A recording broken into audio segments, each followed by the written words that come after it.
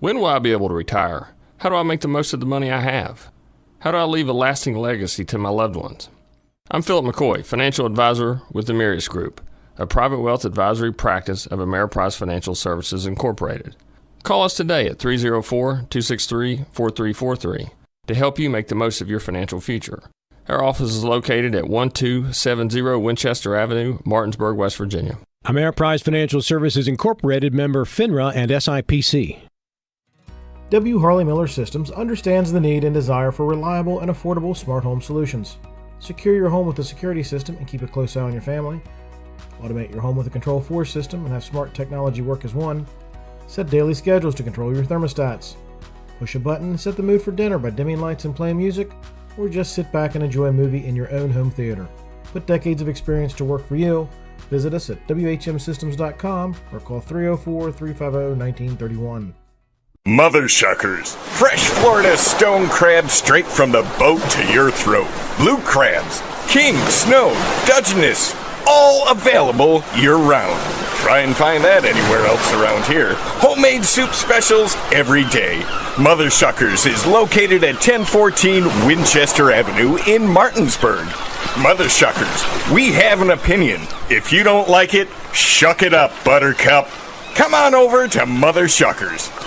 It's time for the excitement of NCAA Division II football featuring the Shepherd Rams and the Pennsylvania State Athletic Conference.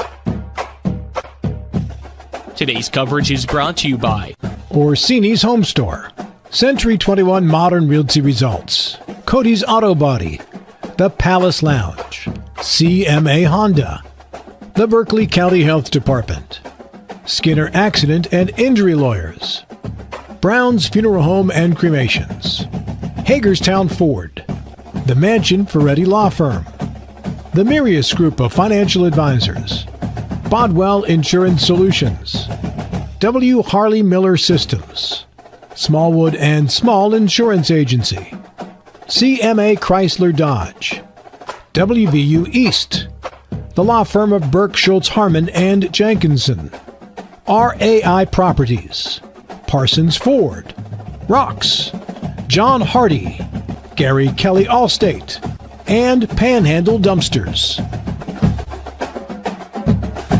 Standing by is our TV 10 broadcast team, so let's head to the field and get today's pregame show underway.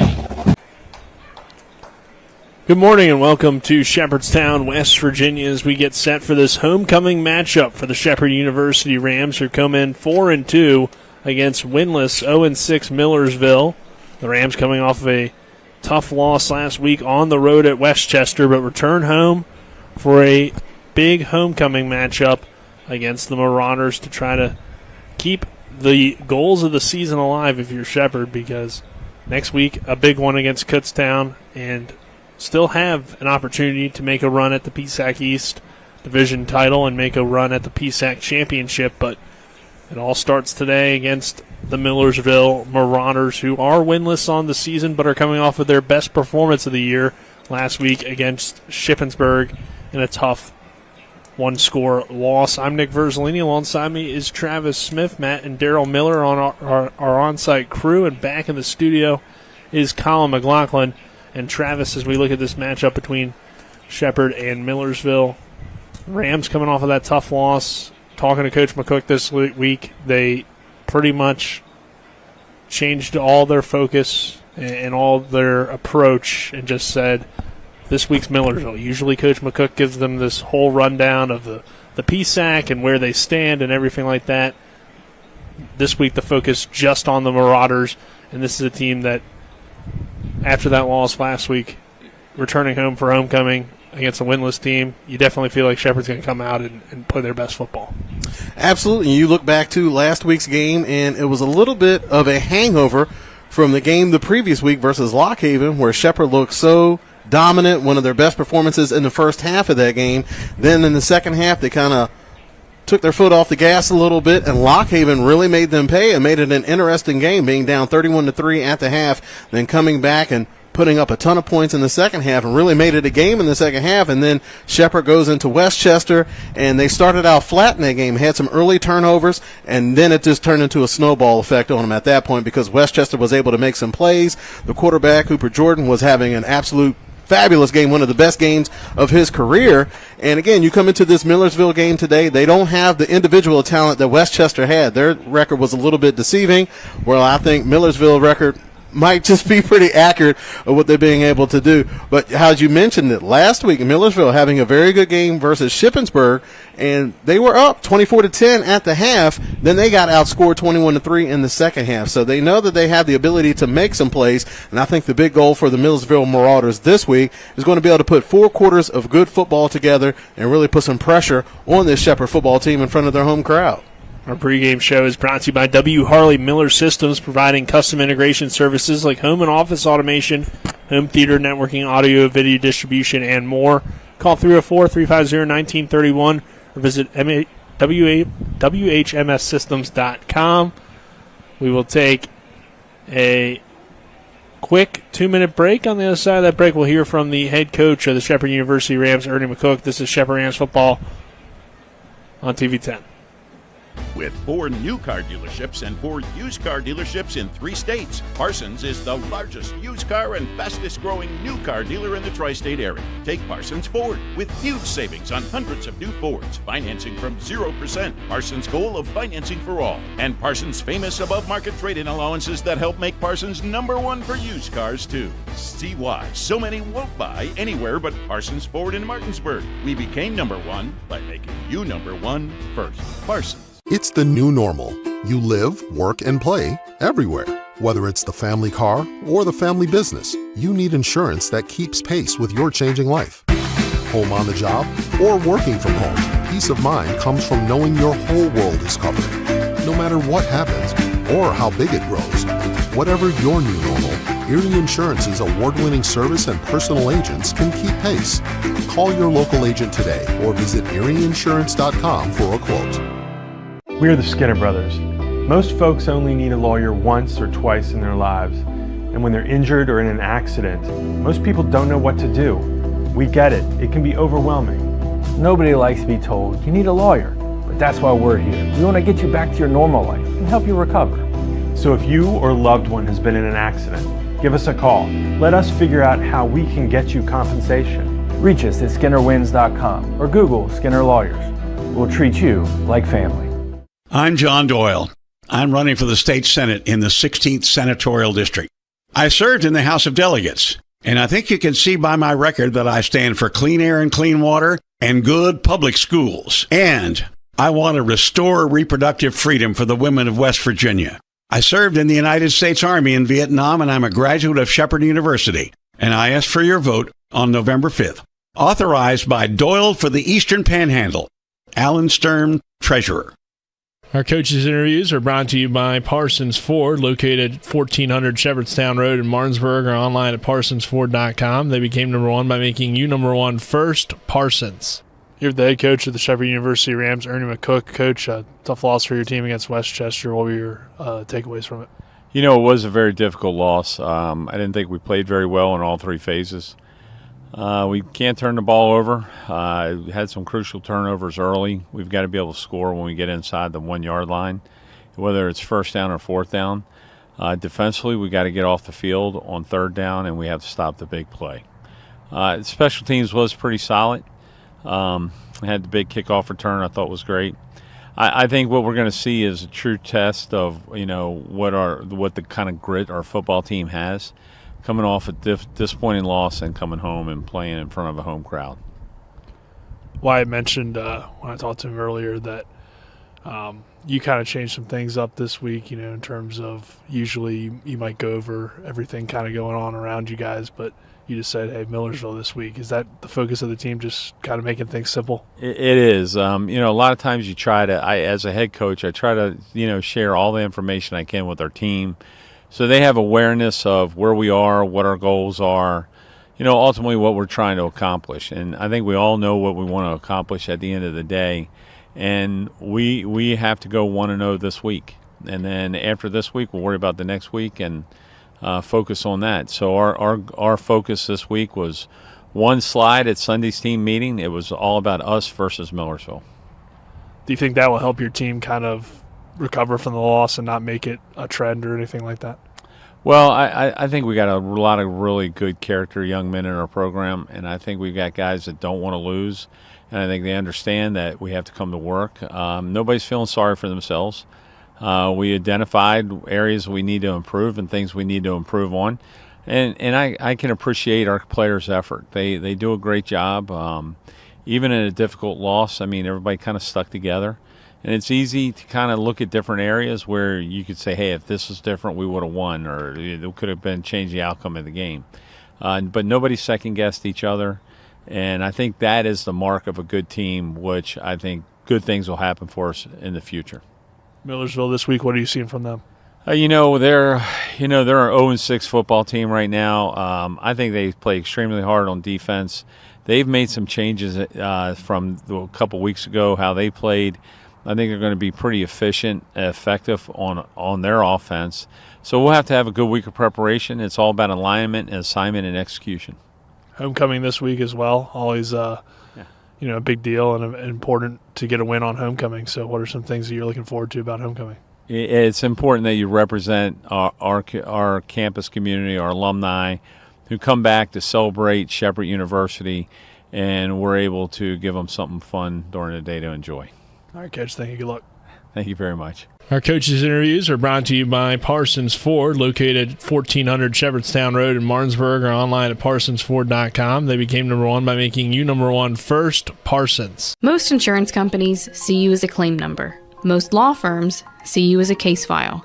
When their top priority is their bottom line, you only get a fraction of the attention that you deserve. At the law firm of Burke, Schultz, Harmon & Jenkinson, it's personal. We listen to our clients to see the whole picture, because every part of you is important. For a team built on relationships and results, call Burke, Schultz, Harmon & Jenkinson at 304-LAWYERS, or visit us at burkeandschultz.com. Life is evolving. Over the past decade, the way we do almost everything has changed. Get on your phone, see something you like, click on it, and it shows up at your door. Why should the way you have your car serviced be any different? Why waste your time going to a dealership service department when Hagerstown Ford and Hancock Chevrolet will come to you? They service all makes, all models, and offer full parts and labor warranties. Hagerstown Ford and Hancock Chevrolet will come to your door or office and service your vehicle while you're doing what you need to be doing, conducting that business meeting or mowing the lawn. Why take time out of your busy schedule when you don't have to? Hagerstown Ford and Hancock Chevrolet's friendly, knowledgeable staff will come to you where you live or where you work for full service maintenance, from oil changes to tire rotations, brakes, batteries, multi-point inspections. They handle it all.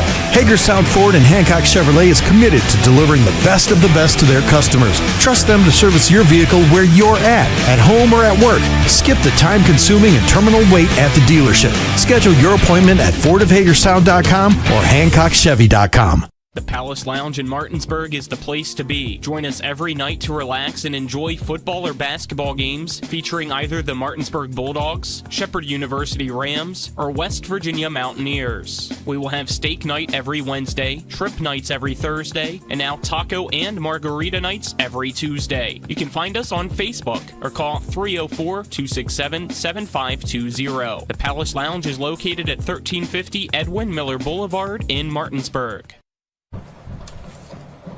We welcome you back here to Ram Stadium in Shepherdstown, West Virginia on this Saturday. Shepherd football taking on the Millersville Marauders. Travis, like we said, Shepherd coming off of a tough loss last week, but overall still been a solid start to the season. 4-2 are the Rams coming into this game. Early in the year, we talked a lot about this defense. The last few weeks, though, they've had some issues with some deep balls down the field. Still, though, it feels like one of the strengths of this football team will be the defense if they're put in good positions.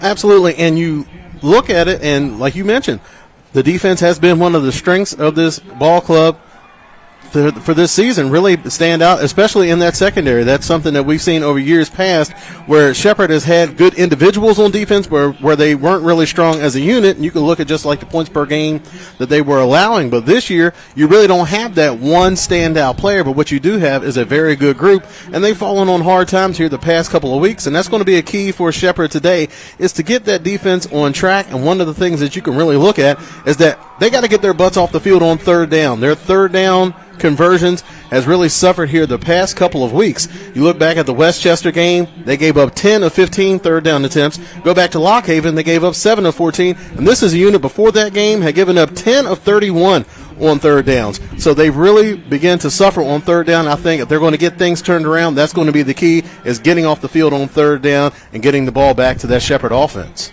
Offensively for Shepherd, when the Rams haven't turned the ball over, it's been good, but the turnovers have clearly hurt them really throughout the entire season. Last game, like Powell throwing those 4 interceptions, a little bit uncharacteristic. The issue prior to that was the running back fumbles. Still probably an issue in the back of your mind. Jeremiah Taylor hasn't really gotten going, but you know there's talent, and the offensive line's been a little bit beat up as well, so there's just some issues at each position group that stands out a little bit to you, whether it be some inconsistencies from Taylor at wide receiver, the turnovers last week from Lech Powell, and some of the limitations with him at quarterback, and then the running backs holding on to the football. But you know when they do things well and they execute well, this offense can be one of the best in the PSAC. Absolutely, and protecting the football is going to be a key today. You look at this matchup on paper, and really the only chance that Millersville has a chance to make this a competitive game is if Shepherd turns the ball over, and that's something that Shepherd has struggled with all year long. And again, we're nitpicking. This is a Shepherd team that's 4-2. They win lots of ball games year in and year out, but this is a team that has high expectations for the program. So you got to look at it with a closer look than you would if you were at any other program. But giving away those turnovers, and again, for Lech Powell, that was the first time we really see him face some adversity. He's had some turnovers here and there, and it was just a snowball effect. He was out there playing in quicksand. The more he struggled, the deeper it got, and that was just enough for Westchester to really take that momentum, and they made the most of it. You go back, that first interception that kind of got things going in the wrong direction was a pass to Jeremiah Taylor. He was unable to get a handle on it. The ball goes up in the air. Westchester gets that turnover, and that kind of got the things going on the track that the game wound up ending up on. And you mentioned Jeremiah Taylor has been in a little bit of a funk here the past 3 or 4 games. You look over the past 3 games, 6 catches, 39 yards. Very uncharacteristic for him, especially when you look back to last year. He had 66 catches for 859 yards and 8 touchdowns, like really the ace of that rotation when you look at that wide receiving core. So getting him back on track, and I think it's something where he just has to go out there and have some fun and let his hair down. I think it's something where it's kind of gotten in his head, where he's a little bit too hard on himself. So for Shepherd to get the ball rolling on offense, get Jeremiah Taylor involved early on, get him some easy catches, get him some opportunities for some run after the catch, and I think that's going to open things up because Dorner has really played well this year, and Barry Hills also supplied some good plays. So if you're able to get Taylor hitting on all cylinders, that's really going to open up things for the passing game and make things easier for Lech Powell to get back on track as well. All right, let's take a break. On the other side of that break, we'll hear from Shepherd Rams linebacker Harold O'Neal, and then we'll talk more about Millersville later on here in the pregame show. This is Shepherd Rams football on TV 10 and WRNR TV on YouTube. We're back in 2 minutes. WVU Medicine is pleased to introduce 6 new providers who've joined University Health Associates East and our medical staffs at Berkeley Medical Center and Jefferson Medical Center. Certified nurse midwife Sabrina Austin, OBGYN. Physician assistant Samantha Barbado, ear, nose, and throat. Dr. Francesca Baruffi, emergency medicine. Nurse practitioner Stephanie Bruno, pain management. Physician assistant Charles Chapman, thoracic surgery, and doctor of nursing practice Cassie Saya, pulmonary critical care. Welcome to WVU Medicine. W. Harley Miller Systems understands the need and desire for reliable and affordable smart home solutions. Secure your home with a security system and keep a close eye on your family. Automate your home with a Control4 system and have smart technology work as one.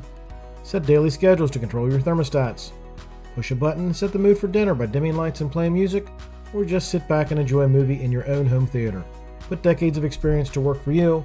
Visit us at WHMsystems.com or call 304-350-1931.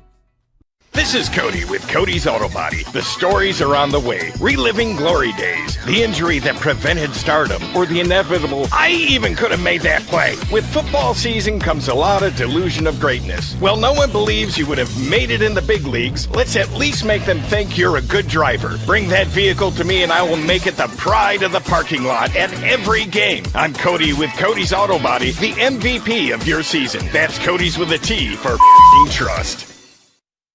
My roots run deep in Berkeley County. As a father, grandfather, and as your sheriff, it has never been more important to have a leader with the connections to properly address the issues that come with the rapid growth of this county. Whether it's working some of the largest profile cases in our area throughout my 35-year law enforcement career, coaching Little League Baseball, or leading our church security team, Mary Beth and I are determined to make Berkeley County safe for our children and your children. Paid for by candidate. Our player interviews are brought to you by the Millersville Group and Ameriprise Financial Advisors John Everson and Phil McCoy. Stop by 1270 Winchester Avenue or call 304-263-4343. Here, Shepherd Rams linebacker Harold O'Neal. Harold, you're leading the team in tackles so far this season. What do you think's been some of the keys to your individual success? Just preparation, just practicing the way we're going to play, getting the information from my coaches so I can be 100% focused when game time comes, and just going out there and executing, flying around, just being relentless.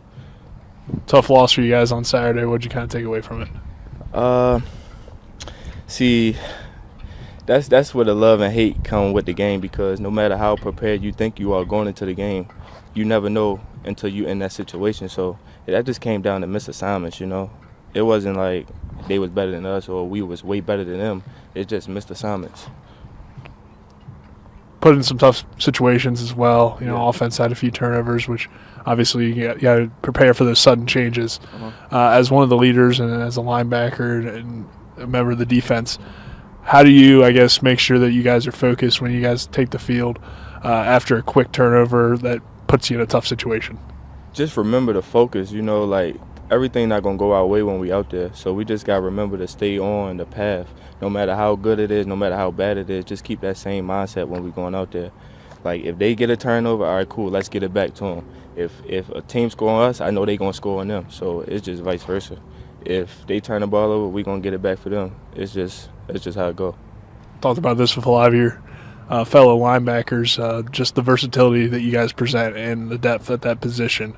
How does that help for you, knowing that you can rotate in and out if you need to, and different formations can give you different guys out there on the field, so you know that you have a lot of good competition, but also a lot of guys behind that you can rely on?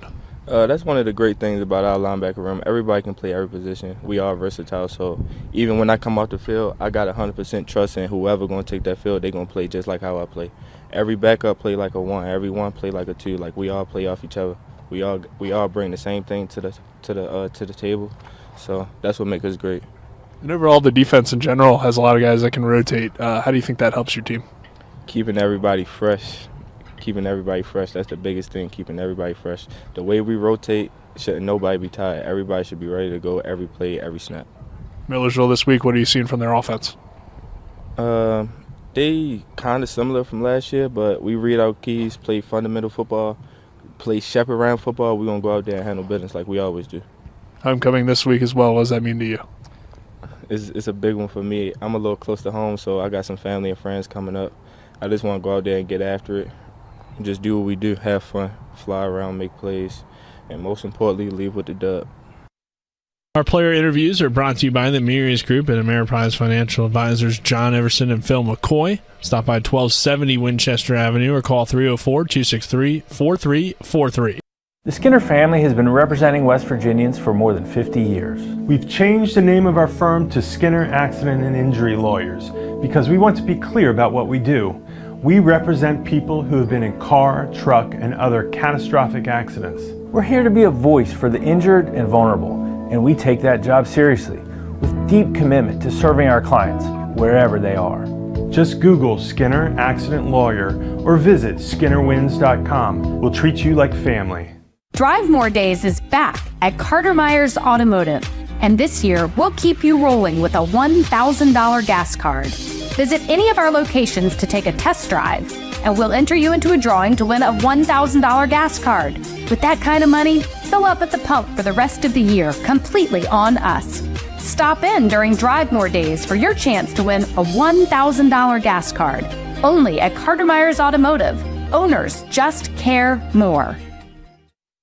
Providing reliable protection since 1877, we are Farmers and Mechanic Insurance Companies. For over a century, we have been dedicated to provide dependable insurance protection and excellent customer service. We specialize in auto, home, farm, and business insurance. Our products are backed with personal, hands-on service. You can trust us to protect what matters most to you. For all of your insurance needs, there's Farmers and Mechanics Insurance Companies.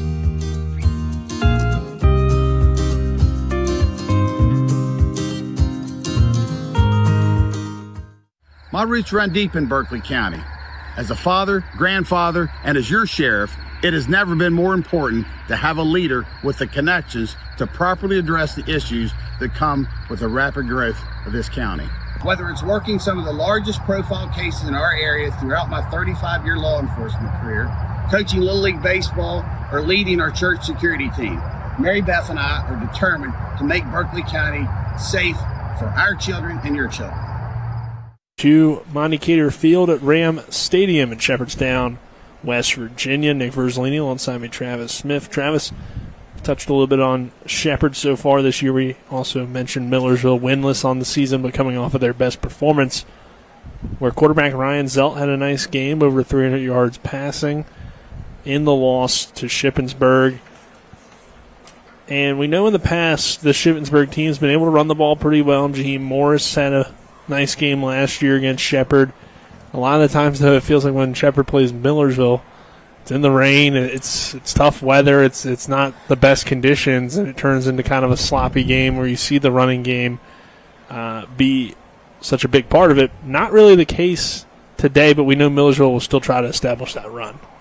And you look back to last year's game, like you said, it's usually monsoon season when we have to go up to Millersville and we're sitting out in the elements, and it certainly makes for an interesting game because Shepherd certainly likes to pass the ball, but really not conducive in that type of weather, and Millersville was able to have a lot of success on the ground last year. You look at Jaheim Morris, had 232 yards last year, averaging 9.5 yards a carry and a touchdown. Actually a competitive game last year. Shepherd was able to pull that one out 33-17, but again, like you mentioned, Coach McCook kind of hitting the reset button to get this group refocused.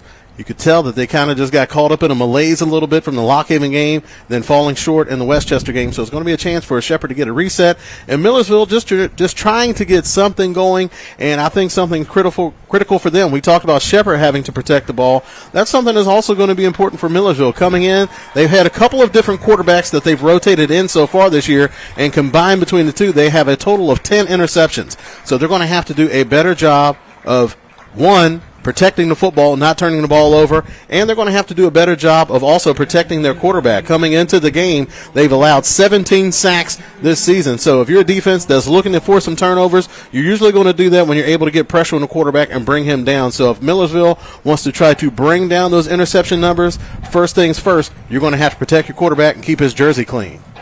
Travis, you kind of touched on them throughout our pregame show. Do you have any other keys to the game, which are brought to you by WV Medicine, Berkeley, and Jefferson Medical Center, leading healthcare here and everywhere? Well, I used them all up. Again, Millersville, they're just going to have to play 4 quarters of football again. They got out to a red-hot start versus Shippensburg. 14 points in the first quarter, 10 points in the second quarter. They just were not able to sustain that type of production in the second half. So it's going to be critical for them, one, to get a fast start versus Shepherd, maybe put them back on the heels, getting Shepherd playing a little bit nervous, and Millersville is just going to have to make some big plays. They're going to have to get something, especially on the special team side of things. That's something that's kind of slid back the past couple of weeks for Shepherd. It's been a bright spot all year long. The past couple of weeks, not so much. Some uncharacteristic mistakes, some miscues on that special teams unit. So if Millersville is able to capitalize on special teams, get those big momentum plays, and get some points out of it, could have an interesting contest today between the Marauders and the Rams. Shepherd will kick it to Millersville to begin this game between the Rams and the Marauders. And if Shepherd was coming off of a win, we would say this is a trap game with Kutztown on the horizon. But with the loss last week, it really shouldn't be thinking about anything else other than Millersville. And I think that's kind of what Coach McCook was looking for this week, was to see his team 100% focused on just this game, not worry about everything else in terms of PSAC standings and can they still make the championship. Can they beat Kutztown next week? That doesn't matter this week. It's all about what's in front of you because you've proven that an upset is possible. And while Millersville seems like, on paper, a worse team than Westchester, you never know in this conference, and these teams will come to the play. Their A game, especially against Shepherd, who's been not only one of the best teams in the conference, arguably the best team in the conference the last few years, but they're kind of the outsiders, being from West Virginia and everybody else a Pennsylvania school. And you touched on it with Coach McCook, and that's one of the many things that makes him such a great football coach and such a great leader of young men is that he's always focused on the positive, and he really does a good job of setting the mission week in and week out. And again, you don't want to look too far down the road because it's easy for you to get tripped up, as you can see in the second half of the Lock Haven game and also going into the Westchester game. So it's, again, an opportunity to hit the reset button. You come out here, get a quality win in front of a big homecoming crowd here for Shepherd, and really get the ball rolling in the right direction because you know you're going to be up against it next week when you're having to play Kutztown. We know that's one of the blue bloods of the PSAC, and it's always a bare-knuckle boxing match every time Shepherd plays Kutztown. So a great opportunity for the Rams today to get back on the winning side of things, get some momentum rolling into a game where they're really going to need it. But again, you can't take care of one thing until you take care of this thing, and that's what Shepherd has on their plate today. They've got to come out, take care of business today, and get that positive momentum rolling back again for the Shepherd Rams football team. Our opening kickoff brought to you by the Berkeley County Health Department. Prevent, Promote, Protect, offering public, clinical, and environmental services at 122 Waverly Court in Martinsburg. It's a short kick, fielded inside the 5-yard line, but not going to go too far, taken out to about the 22 before the Rams come up and make the tackle, and it's Naeem Alexander who returns this week for the full game after the suspension for the targeting call last home game. So good to have him back for a full game as well, Travis. That will be key for both defense and special teams, having Naeem Alexander out there, a guy that is a big hitter. You see him already lined up in the slot corner position, or the nickel corner position. A dynamic football player with a nose for the football. You certainly miss him when he's not out there on the field making plays for you. So Zelt will take the snap and hand it off here on the first play to Abrams, and Abrams is tackled by Alexander and Harold O'Neill, as well as Brody Carroll coming in for Shepherd. Had a chance to talk to Harold O'Neill this week, Rams linebacker, one of the leaders of this defense and what is a very talented Shepherd linebacking core. Feels like every week another one of them steps up, and O'Neill leads the team in tackles. 2nd down and 10. After Abrams' carry goes for no yards. Here's Abrams again here running off the right side. Shepherd forces it back inside after a positive gain, though, and sets up a manageable 3rd down here for Millersville. Again, it's O'Neill and on the tackle. You certainly see this defense flying around. We know that they are undersized, but one of the ways that they're able to counter that is with just speed and athleticism and also depth that you just touched on. They're able to rotate guys in and maintain that standard of play when each guy comes into the game. So one of the strengths of this defense. 3rd down and 5. Shepherd nearly entering that neutral zone, but and will stay on their side of the field. Ball on the 27. First quarter. Zelt looking to throw. Fires underneath, complete on the outside, and having the first down reception is wide receiver Cam Taylor, one of those big bodies on the outside for the Marauders. And we saw in that Lock Haven game they have some success with their bigger receiver, and you could see that today from Taylor, 6'3". 6'3", 200-pound redshirt junior. Quiet last year, 15 catches for 123 yards, but has certainly had a good year this year. 10 catches, 123 yards. Also threw a touchdown pass last week, so could be used in some type of trick play, and that's certainly something that you're going to get into your bag of tricks in today's game if you're looking to try to get an extra possession or steal a score here to really put some pressure on Shepherd. Abrams picks up about 4 on first down to make it 2nd down and 6 here from the 38-yard line, and Millersville empties the backfield. Certainly something we saw last week versus Westchester, but certainly more of a scrambling threat last week as opposed to this fires week. A shot over the middle, complete into Shepherd territory. Goes Isaac Signs, with the reception. So good throw over the middle as well from the quarterback Zelt, standing tall as well at 6'3". 1st down and 10 here from the 46. Here's Abrams running off the left side. Gets stacked up at the line. Gets about 2 on the carry.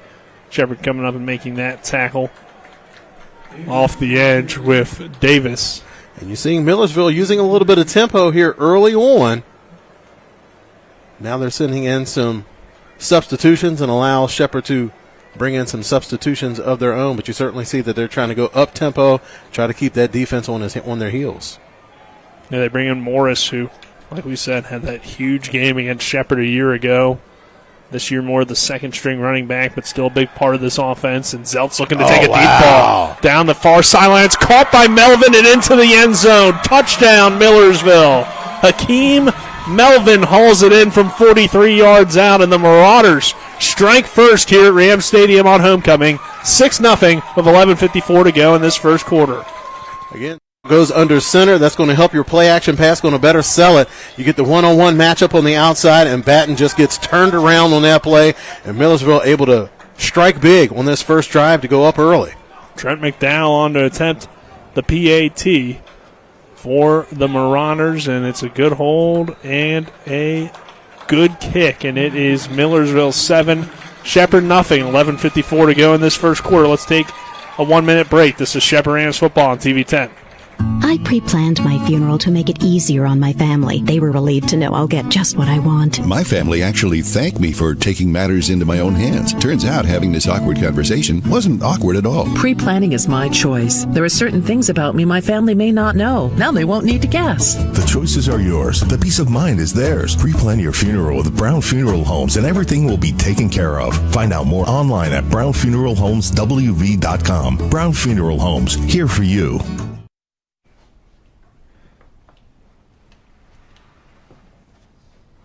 Really? Yeah. I'm gonna call my parents. Dad, come over. The brisket's done. The Traeger Connected Experience. Everything you need for epic flavor, and then some. Shop now and save at Orsini's today. Back here to Ram Stadium, 7-0 Millersville with 11:54 to go in this first quarter. Hakeem Melvin scoring a 43-yard touchdown on the deep ball from Ryan Zelt. Our scoring drives are brought to you by John Doyle. And Shepherd takes a short kickoff here with John Doyle for the Eastern Panhandle. And the Rams take back over here. First down and 10 with good field position on their own 29-yard line. And Zelt able to connect with a couple of his favorite targets on that first drive for Millersville, going to Sines, who had a big game last week. He had 7 catches for 126 yards and a touchdown. And also Melvin, who scored that touchdown on that last drive. He had 3 catches for 95 yards and a touchdown last week versus Shippensburg. So they feel like they've found the right combination at wide receiver. They've been able to have some success here early on versus that Shepherd defense. So we'll see the Rams offense, and they'll run Malachi Brown, and Brown finds some room up the middle. Marauders filling the hole there with Littleston making the tackle from the safety position. Bring up second down for Shepherd. All right, and a 3-4 look up front for Millersville, and they've got some size up front with Hostetter at 6'3", 255, Evan Turner at 6'1", 295, and also Connor Snyder at 245, so some bigger guys up front. Brown trying to get to the edge here on second down and 5, and he's knocked out of bounds. Good tackle there on the outside by Gus Ross. It'll bring up a third down here for Shepherd on their opening drive. It will be third and short. So, again, I think that's going to be important for the Rams today, is establish that run game early. That's going to take some pressure off your passing game. And not only that, it's going to help you set up those play-action passes. We know how Lek Powell likes to get out of the pocket on those bootlegs, and no better way than to make that defense suck up and attack the run, and then if you give them a big taste of the run early on in the game. Swinehart goes in motion here on a third down and 3. Powell looking to throw. Has to step up. He's going to look to run now. Spins away and gets close to the sticks.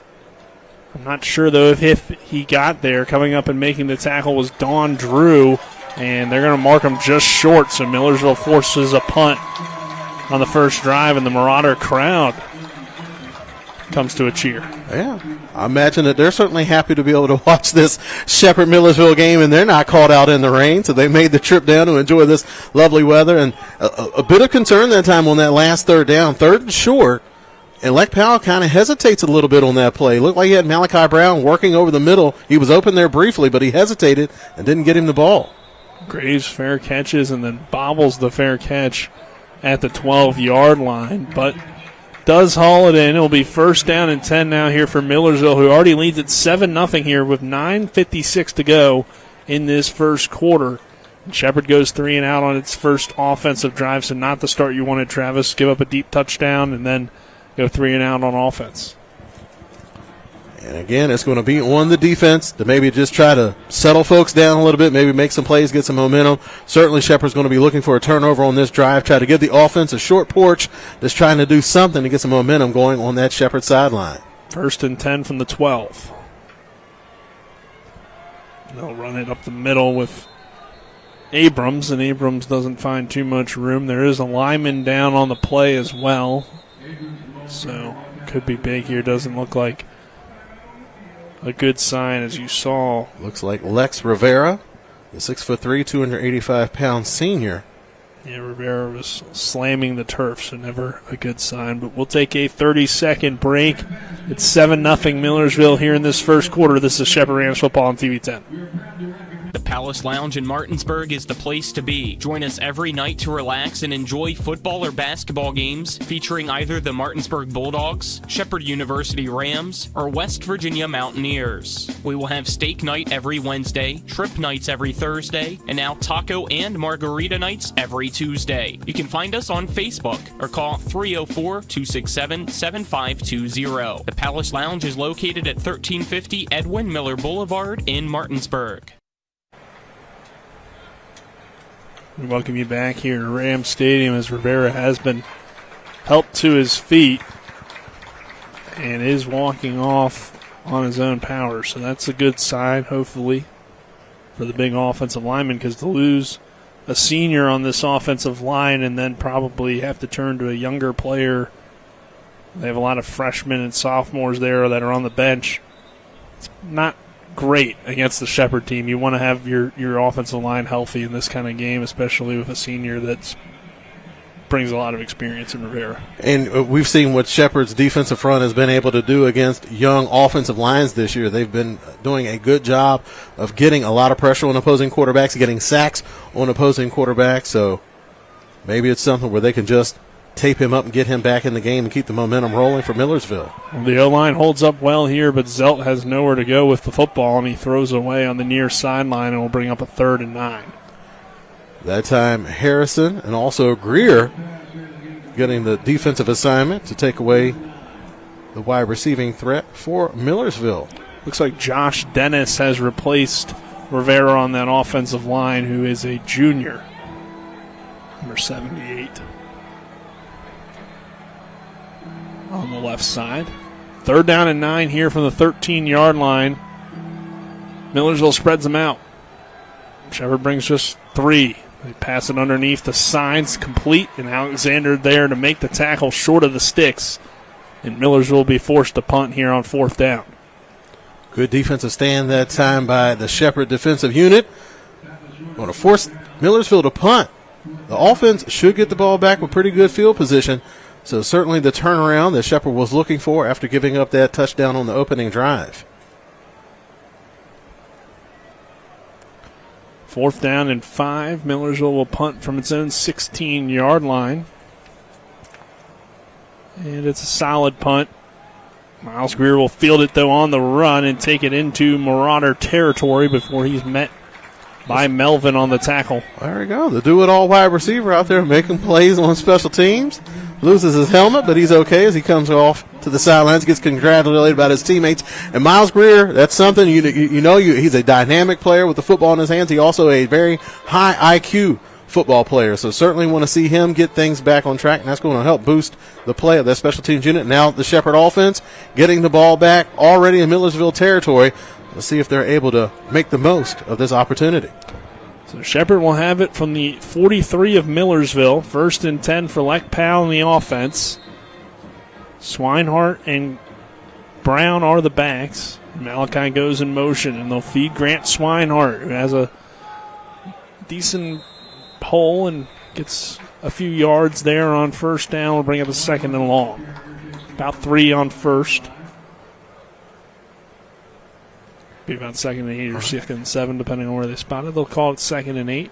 And we've seen that action a couple times here early on from Shepherd, motioning that running back out of the backfield, just trying to get one of those linebackers to go chasing, pulling one guy out of the box and maybe give you favorable numbers inside that tackle box when you try to run inside.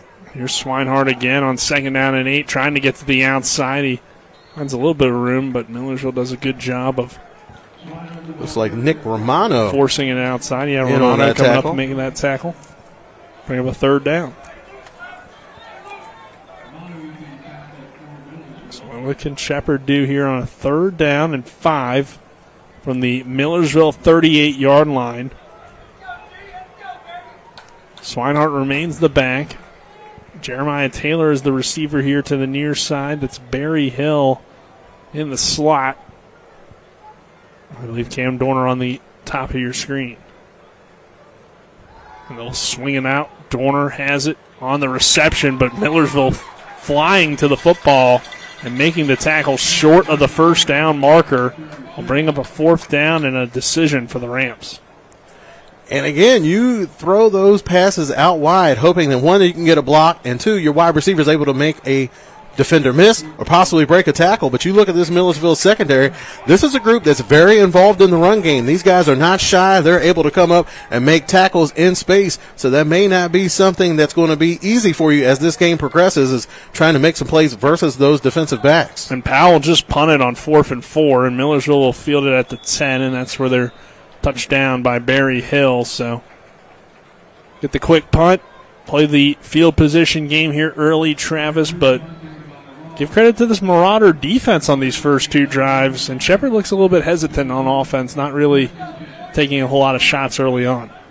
And that is a bit concerning. I mean, certainly you want to make some adjustments. You have 4 interceptions in a game, and that's something that's certainly going to be weighing on you as you're preparing for this game coming into today. But you can't worry about last week's mistakes. You have to, and again, Coach McCook nailed it. You have to have your mind on today's game. You can't fix what happened last week. That's already in the books, and you can't really worry about what's going to happen next week. You got to worry about the challenge that's right in front of you, and right now Shepherd seems to be a little bit tentative on the offensive side of the ball, and that's not the way you're going to win a game. You can't go out there playing not to lose. There's a pass, and he had a man open, but overthrew it. As Brady Russell, the tight end, was the intended receiver, will bring up 2nd down and 10 for Millersville. Here's 6:42 to go in this first quarter, which is brought to you by Smallwood and Small Insurance in Martinsburg, your total insurance solution at 1250 Edwin Miller Boulevard. Call 304-263-3361. So 2nd and 10 here for the Marauders.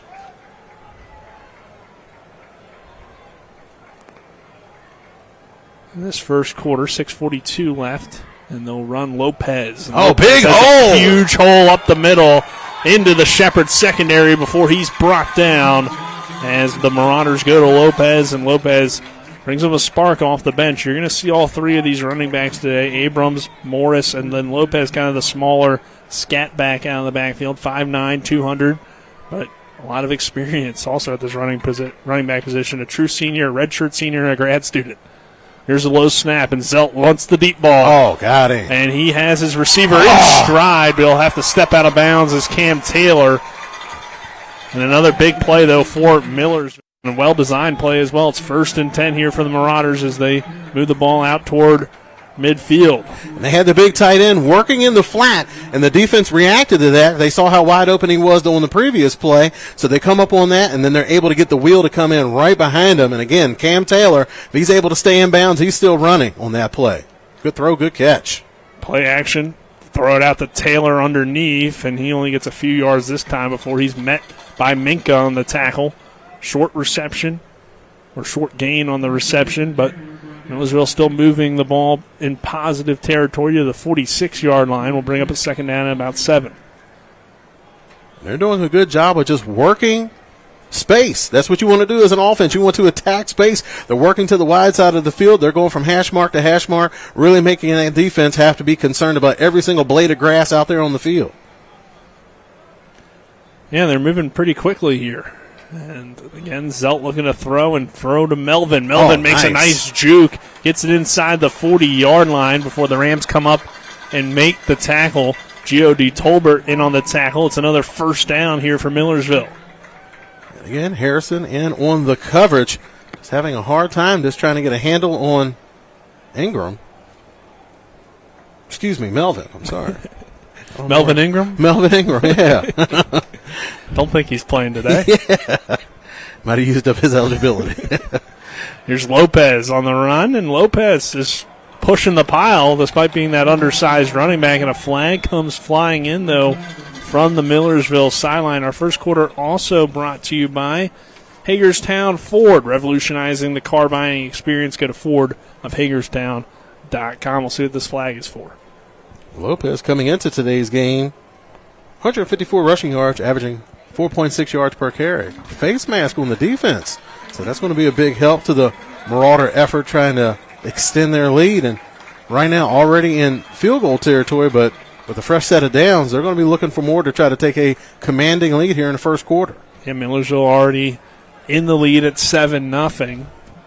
4.5 minutes left in this first quarter, and they're now booming the ball into the red zone for the second time here today.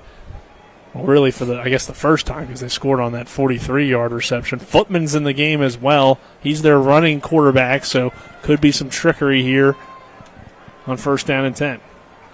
Lopez remains the back from the 17.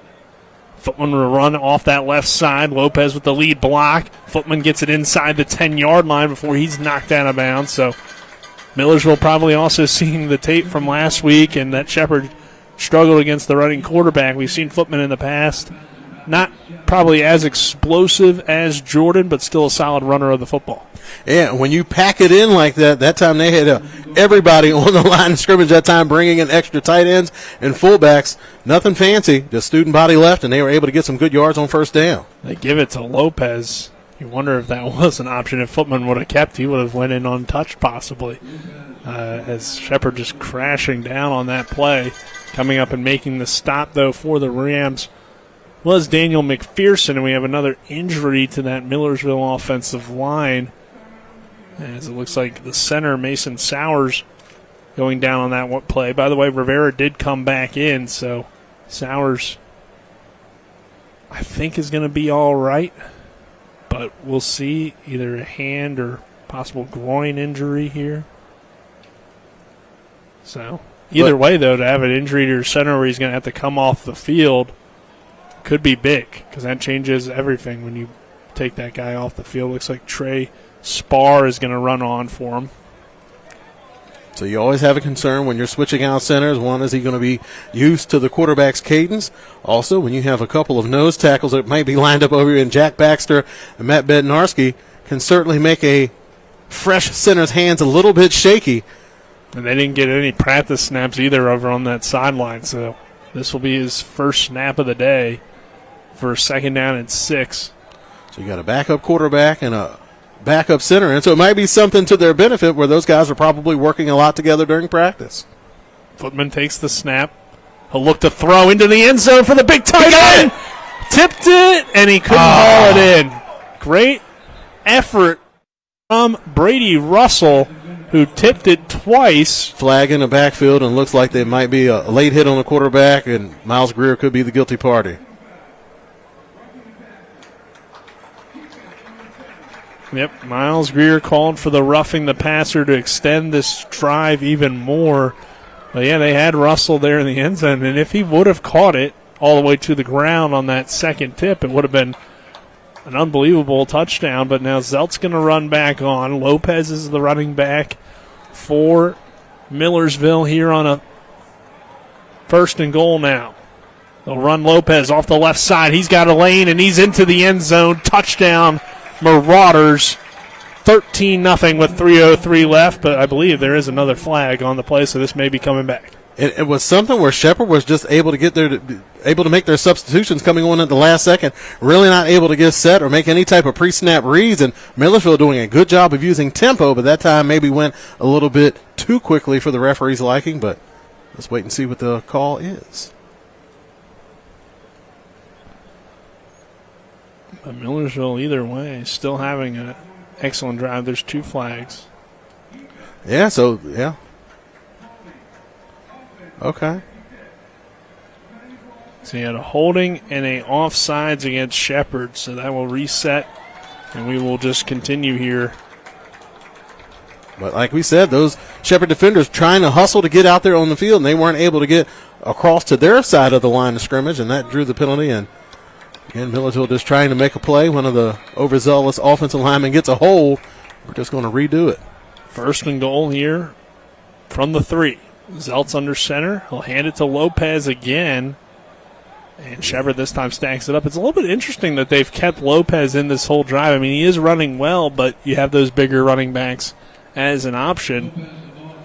And again, I mean, you got Morris, the redshirt senior. He was all PSAC East first team last year.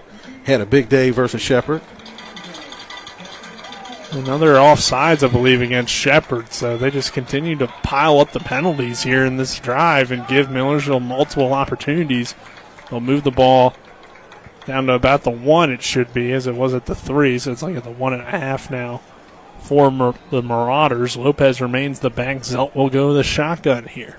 Man, you got Abrams. He's 6 foot, 220 pounds. So you got a lot of options in that backfield for Millersville. They'll go Lopez. He powers his way, and he should be across the pylon, and he is. Or across the goal line, I should say, and he's in for the touchdown.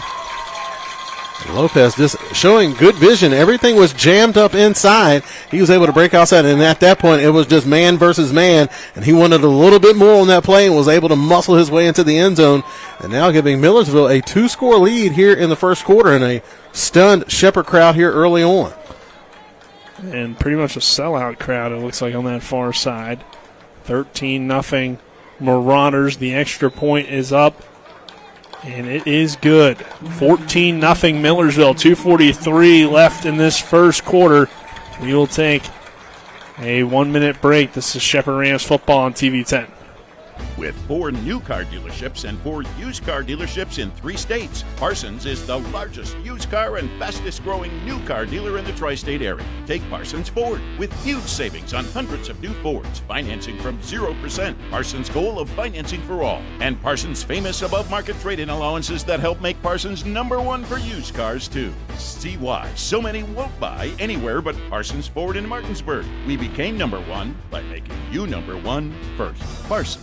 One of the questions lawyers get asked the most is, what is my case worth?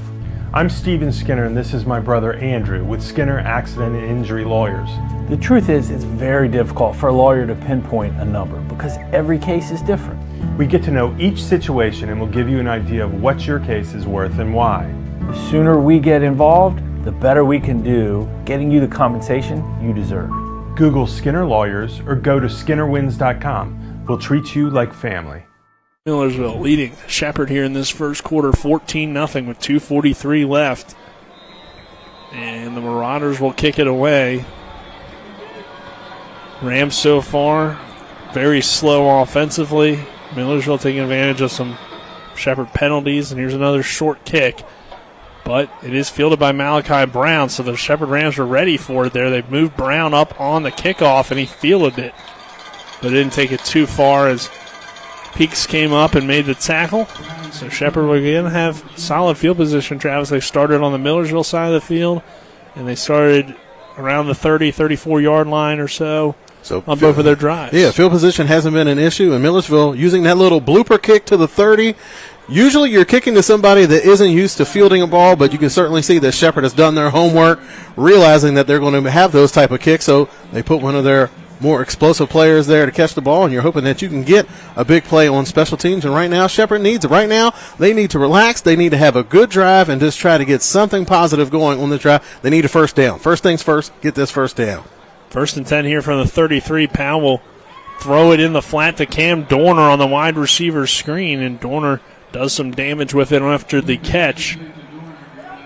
Good blocks out there on the edge, was able to get Dorner free. Again, we talked about it. Millersville, not a lot of size in their secondary, but certainly guys that are not afraid to stick their face in there and make plays versus the run game or coming up hard on those screens. So they're certainly going against one of the strengths of this Millersville defense is that they have some very capable tacklers on the back end. Still tackled, though, short of the first down stick, so it will be 2nd down and 4 for the Rams offense. Powell running Jordan Barnett here on 2nd down, and Barnett bruises his way forward. Short gain on the play. It's good to see Barnett getting back into the swing of things. We knew he was slowed down earlier this year with an injury to his hand and had some fumbling issues as well as he was trying to work himself back into game shape and getting used to things. And certainly an aspect that this Shepherd Rams is going to need on their offense is some physical runs in between the tackles. Connor Snyder, I believe, was the first Marauder there on that previous play. It will be 1st and 10 now for the Rams from the 43. 1:20 to go in this first quarter. Powell handing off. It's Barnett again. Barnett trying to carve his way through that Marauder defense.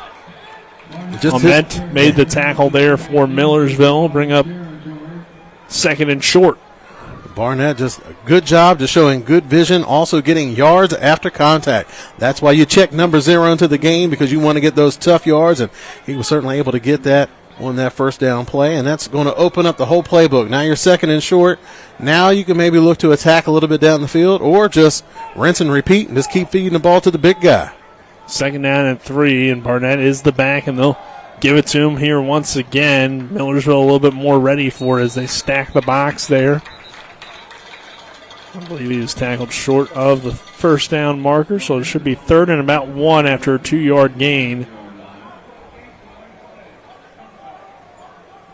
And Millersville allowed to sub, since Shepherd made a sub for this 3rd down and about 1 from the 47-yard line. 28 seconds left.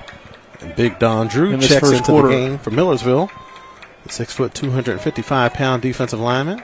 Powell will give it to Barnett again. Not a big push. Not a big push. It will depend on the spot. They're singling 4th down. And now it's decision time for Shepherd again here. You're already down 14-0. I feel like you almost have to go for it here, Travis, but they'll have some time to think about it, as that will do it for our first quarter. It's Millersville 14, Shepherd nothing at the end of 1. This is Shepherd Rams football on TV 10 and WRNR TV on YouTube. We're back in 1 minute. Rox has 3 new chicken sandwiches for $4.99. They got the golden chicken sandwich, the hot honey mango, and one with the 4 basic food groups: chicken, buffalo, bacon, and ranch. Righteous! Rock's Local Market. 3 new chicken sandwiches, just $4.99. Rox has 3 new chicken sandwiches for $4.99. I'm getting the golden chicken sandwich or the buffalo bacon ranch. Hot honey mango for me. Dude, you don't have any eyebrows. Rock's Local Market. 3 new chicken sandwiches, just $4.99. Mommy, where does flavor come from? Well, when people love food, they cook it on a Traeger grill. Meat, corn, even pie. And then the Traeger does the rest, which brings everyone to celebrate this beautiful thing that they've created. Because when you share delicious food with your friends, that's the flavor of life. Shop now and save at Orsini's today. Stadium, it is Millersville 14, Shepherd nothing here to begin this second quarter between the Rams and the Marauders. Our second quarter is brought to you by Smallwood and Small Insurance in Martinsburg, your total insurance solution at 1250 Edwin Miller Boulevard. Call 304-263-3361. 4th and about 2 here for Shepherd. And the Rams bring on the punt unit. Barrett coming into today's game, averaging 44.2 yards per punt. Has 12 kicks. They flipped the field. Yeah. Ryan Barrick's punt here as we have a whistle from the officials. Not sure if everybody was exactly ready to go there. A little bit surprised. I mean, Shepherd doesn't get it on 3rd and short. You're down 14-0. Yes, you flipped the field here, but we just haven't seen that aggressive play calling from Shepherd really the entire season that we're used to seeing from them. It used to be 4th down in the other team's territory. Yeah, we're going for it, but not so much this year. As they're using that punter, Ryan Barrick, and I guess that's why, as they get it down to the 1-yard line, as long as Shepherd wasn't in the end zone when they touched it. That's about as good as it gets. You looking at Barrick, that'll make 13 kicks inside the 20. So certainly one of the, not too often that you can refer to your punter as a weapon, but I certainly think Barrett qualifies and something that defense needs, and now that's really going to put some pressure on that Millersville offense working off the shadow of their own goal line. And this marks the second week in a row that Millersville has been able to score 14 points in the first quarter. So this is a team that has, they're a front runner. And if they're able to maintain this, it's really going to put a lot of pressure on Shepherd to get back in this. And you talk about playing tentative on the offensive side of the ball for Shepherd. What you have right now is a very interesting dynamic. You have Millersville, who's basically playing desperate. They're playing with house money. And you have Shepherd so far playing not to lose. And that's not going to be in favor of the Shepherd Rams if that continues for 4 quarters. Well, we'll see if Millersville can get out of its own end zone as Zelt has time to throw. And he's got a wide-open receiver, but the pass was just out of his reach. That was a touchdown for Cam Taylor if he could have hauled it in.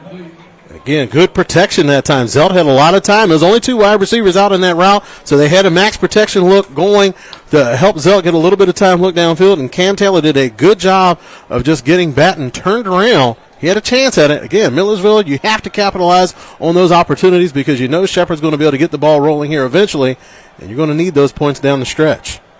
Well, they'll just run it here on second down, and I believe that was Abrams the back this time. Tackled by Miles Greer after a short carry. Will bring up a third down here as the second quarter just getting rolling. 14-0 Marauders.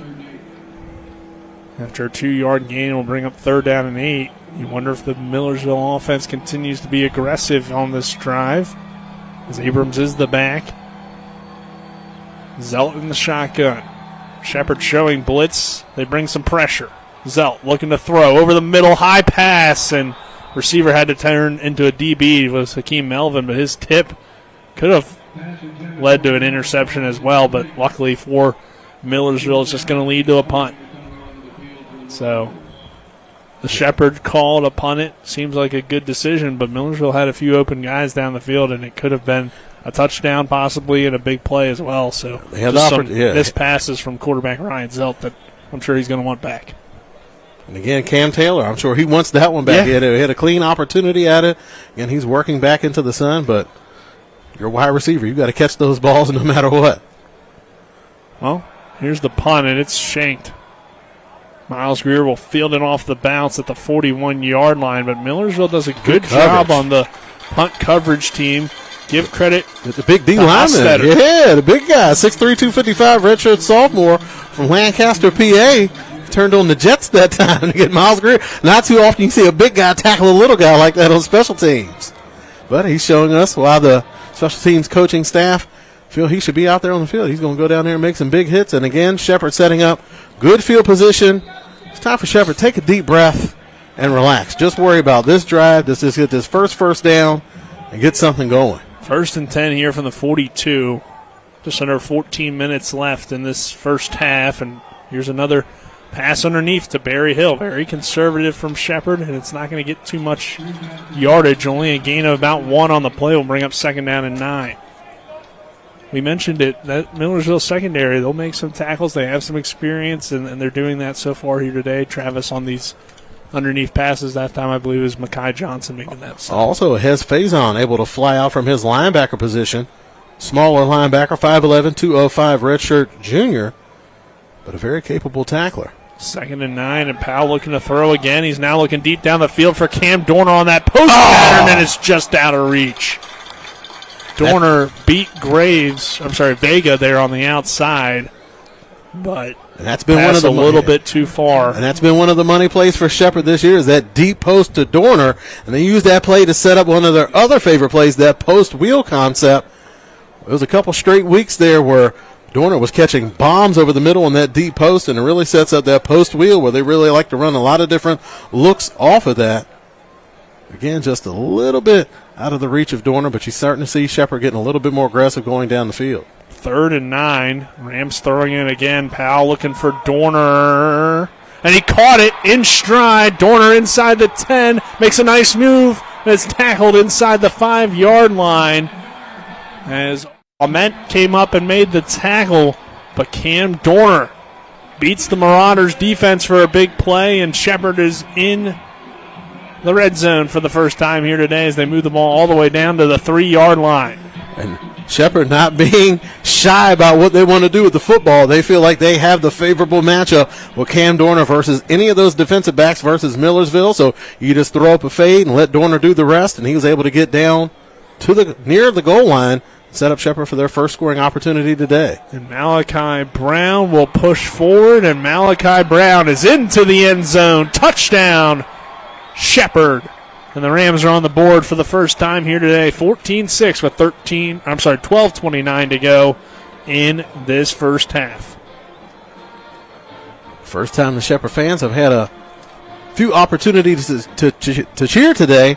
And you look back at that missed pass by Cam Taylor for Millersville, could be huge because you don't get that, you punt the ball, Shepherd's able to go down and score. Now it's a one-score game, so certainly could look back on that play as a huge game in regards to the outcome of today's contest. Extra point from Baker is up and good. It's 14-7 Millersville, 12:29 to go in this first half, and we'll take a 1-minute break. This is Shepherd Rams football on TV 10. It's the new normal. You live, work, and play everywhere. Whether it's the family car or the family business, you need insurance that keeps pace with your changing life. Home on the job or working from home, peace of mind comes from knowing your whole world is covered. No matter what happens or how big it grows, whatever your new normal, Erie Insurance's award-winning service and personal agents can keep pace. Call your local agent today or visit erieinsurance.com for a quote. The Skinner family has been representing West Virginians for more than 50 years. We've changed the name of our firm to Skinner Accident and Injury Lawyers because we want to be clear about what we do. We represent people who have been in car, truck, and other catastrophic accidents.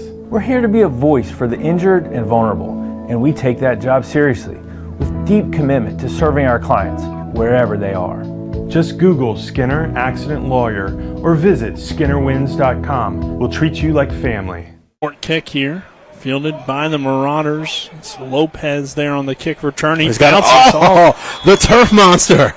Rears its ugly head again. Lopez was able to break a tackle, get back outside, and he had a lot of green grass in front of him. Unfortunately for him, that's where the turf monster resides.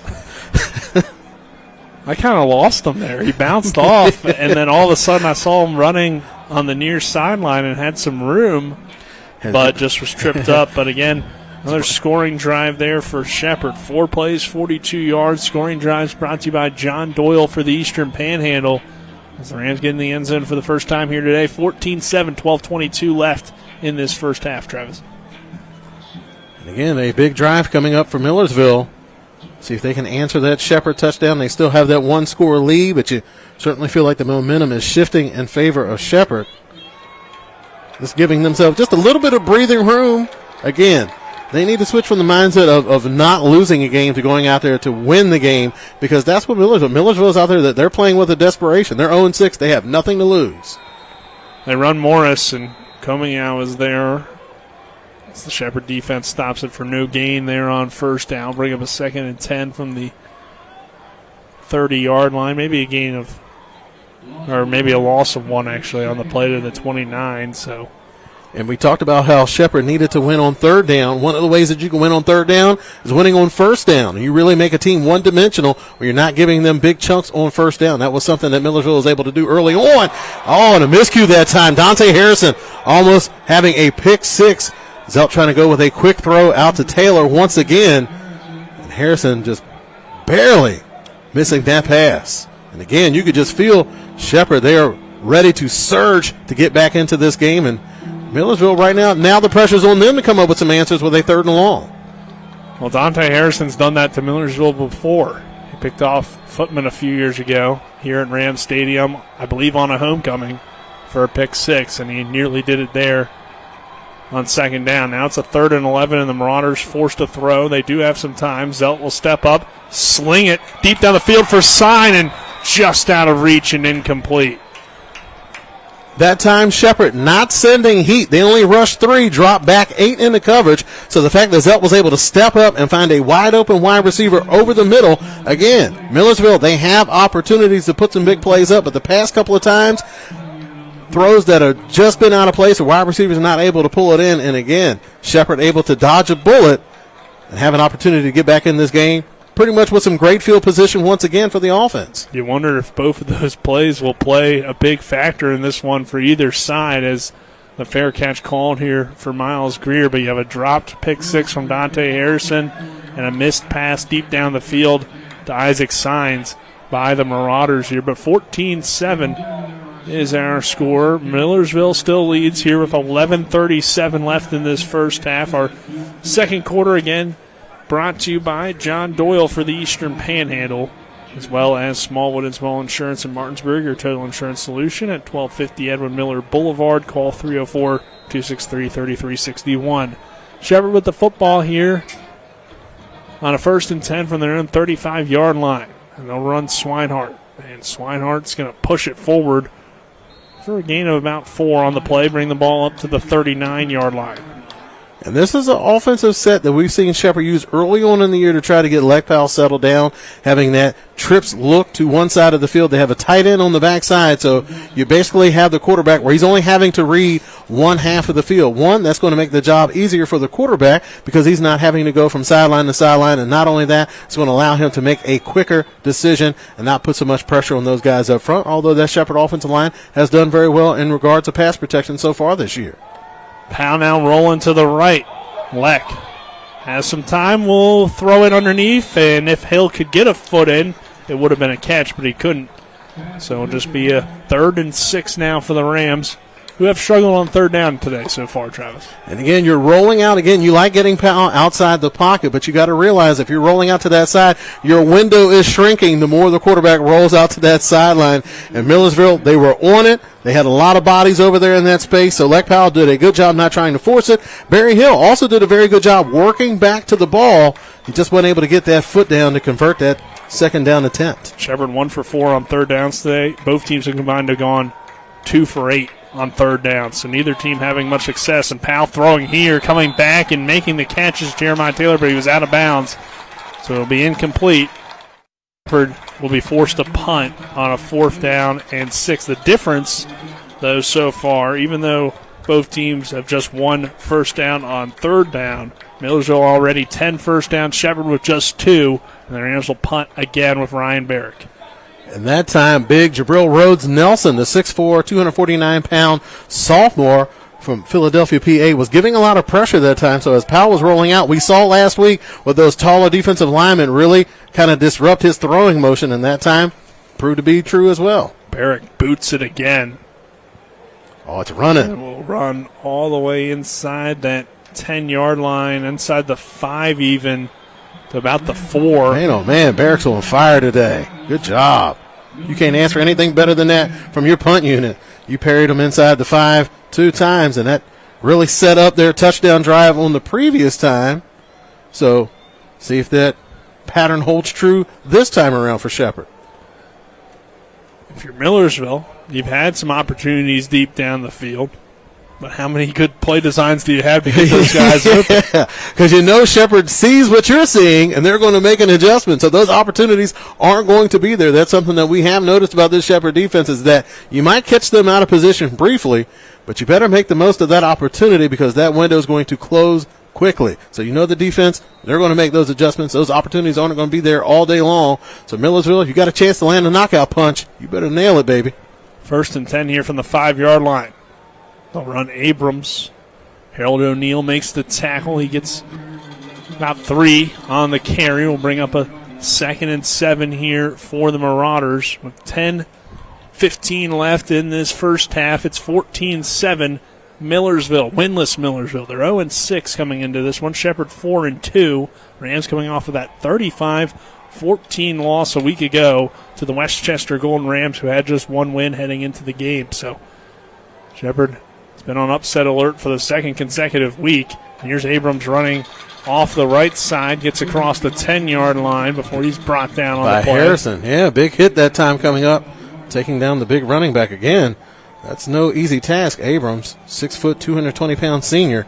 He's a load to bring down. He's coming off of a big game last week, 12 carries, 88 yards, averaging 7.3 yards a carry. Also had 4 catches for 33 yards out of the backfield, so a versatile threat for that Marauders offense. He does get 4, though. 3rd down and 3, 9:25 to go in the first half. Footman checks into the game. Yeah, Footman's in, so you're thinking run if you're Shepherd. And Footman will look to run and find a hole, and Robert Footman should have enough for the first down and more. Is big run there, and that's tough to do in a situation where everybody pretty much knows that he's most likely going to be involved either on a read option or keep the football. And again, everybody's packed in the middle, so what does Millersville do? They run off tackle. Nothing fancy, just a quarterback power. That backside guard, he's loading up to that play side linebacker. The running back did a good job of that kick-out block, and Footman did a good job of just getting some yards after the contact and picking up a critical first down. Zelt back in here on 1st and 10. He pumps once. Now he's going to look to run himself, and Ryan Zelt slides down at the 25-yard line. Saw big Brody Carroll chasing after him and smartly got down.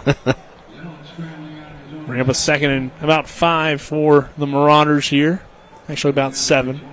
And Zelt, certainly not the running threat that Footman is, but will pull it down occasionally. Had 16 carries on the season coming into today's game for 20 yards.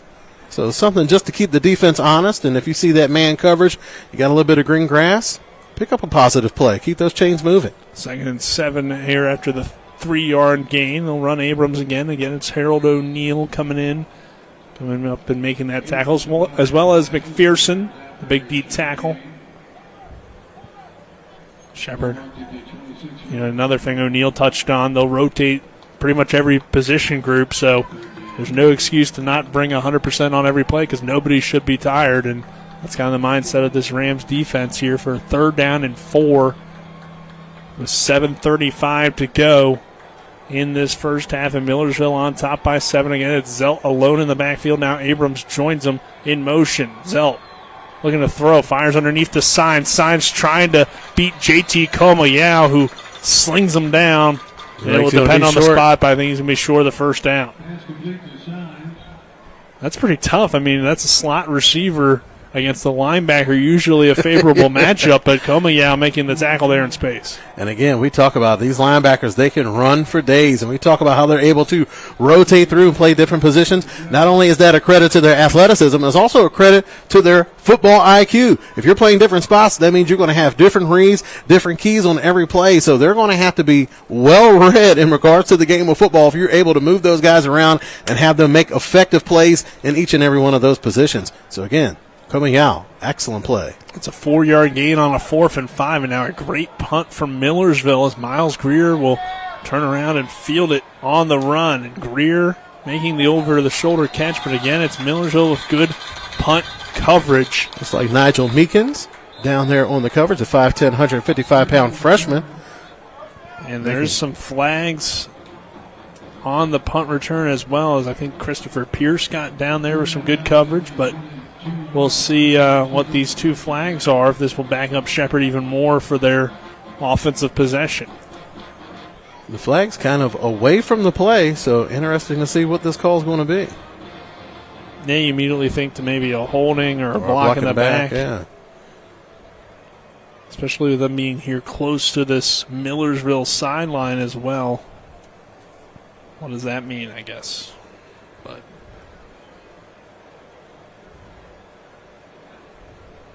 Shepherd has had its struggles today. Just 2 first downs in this first half. With 6:31 left in the first half. It is 14-7 Millersville. And we have our first long conference of the officials. Well, we know they're a chatty group now.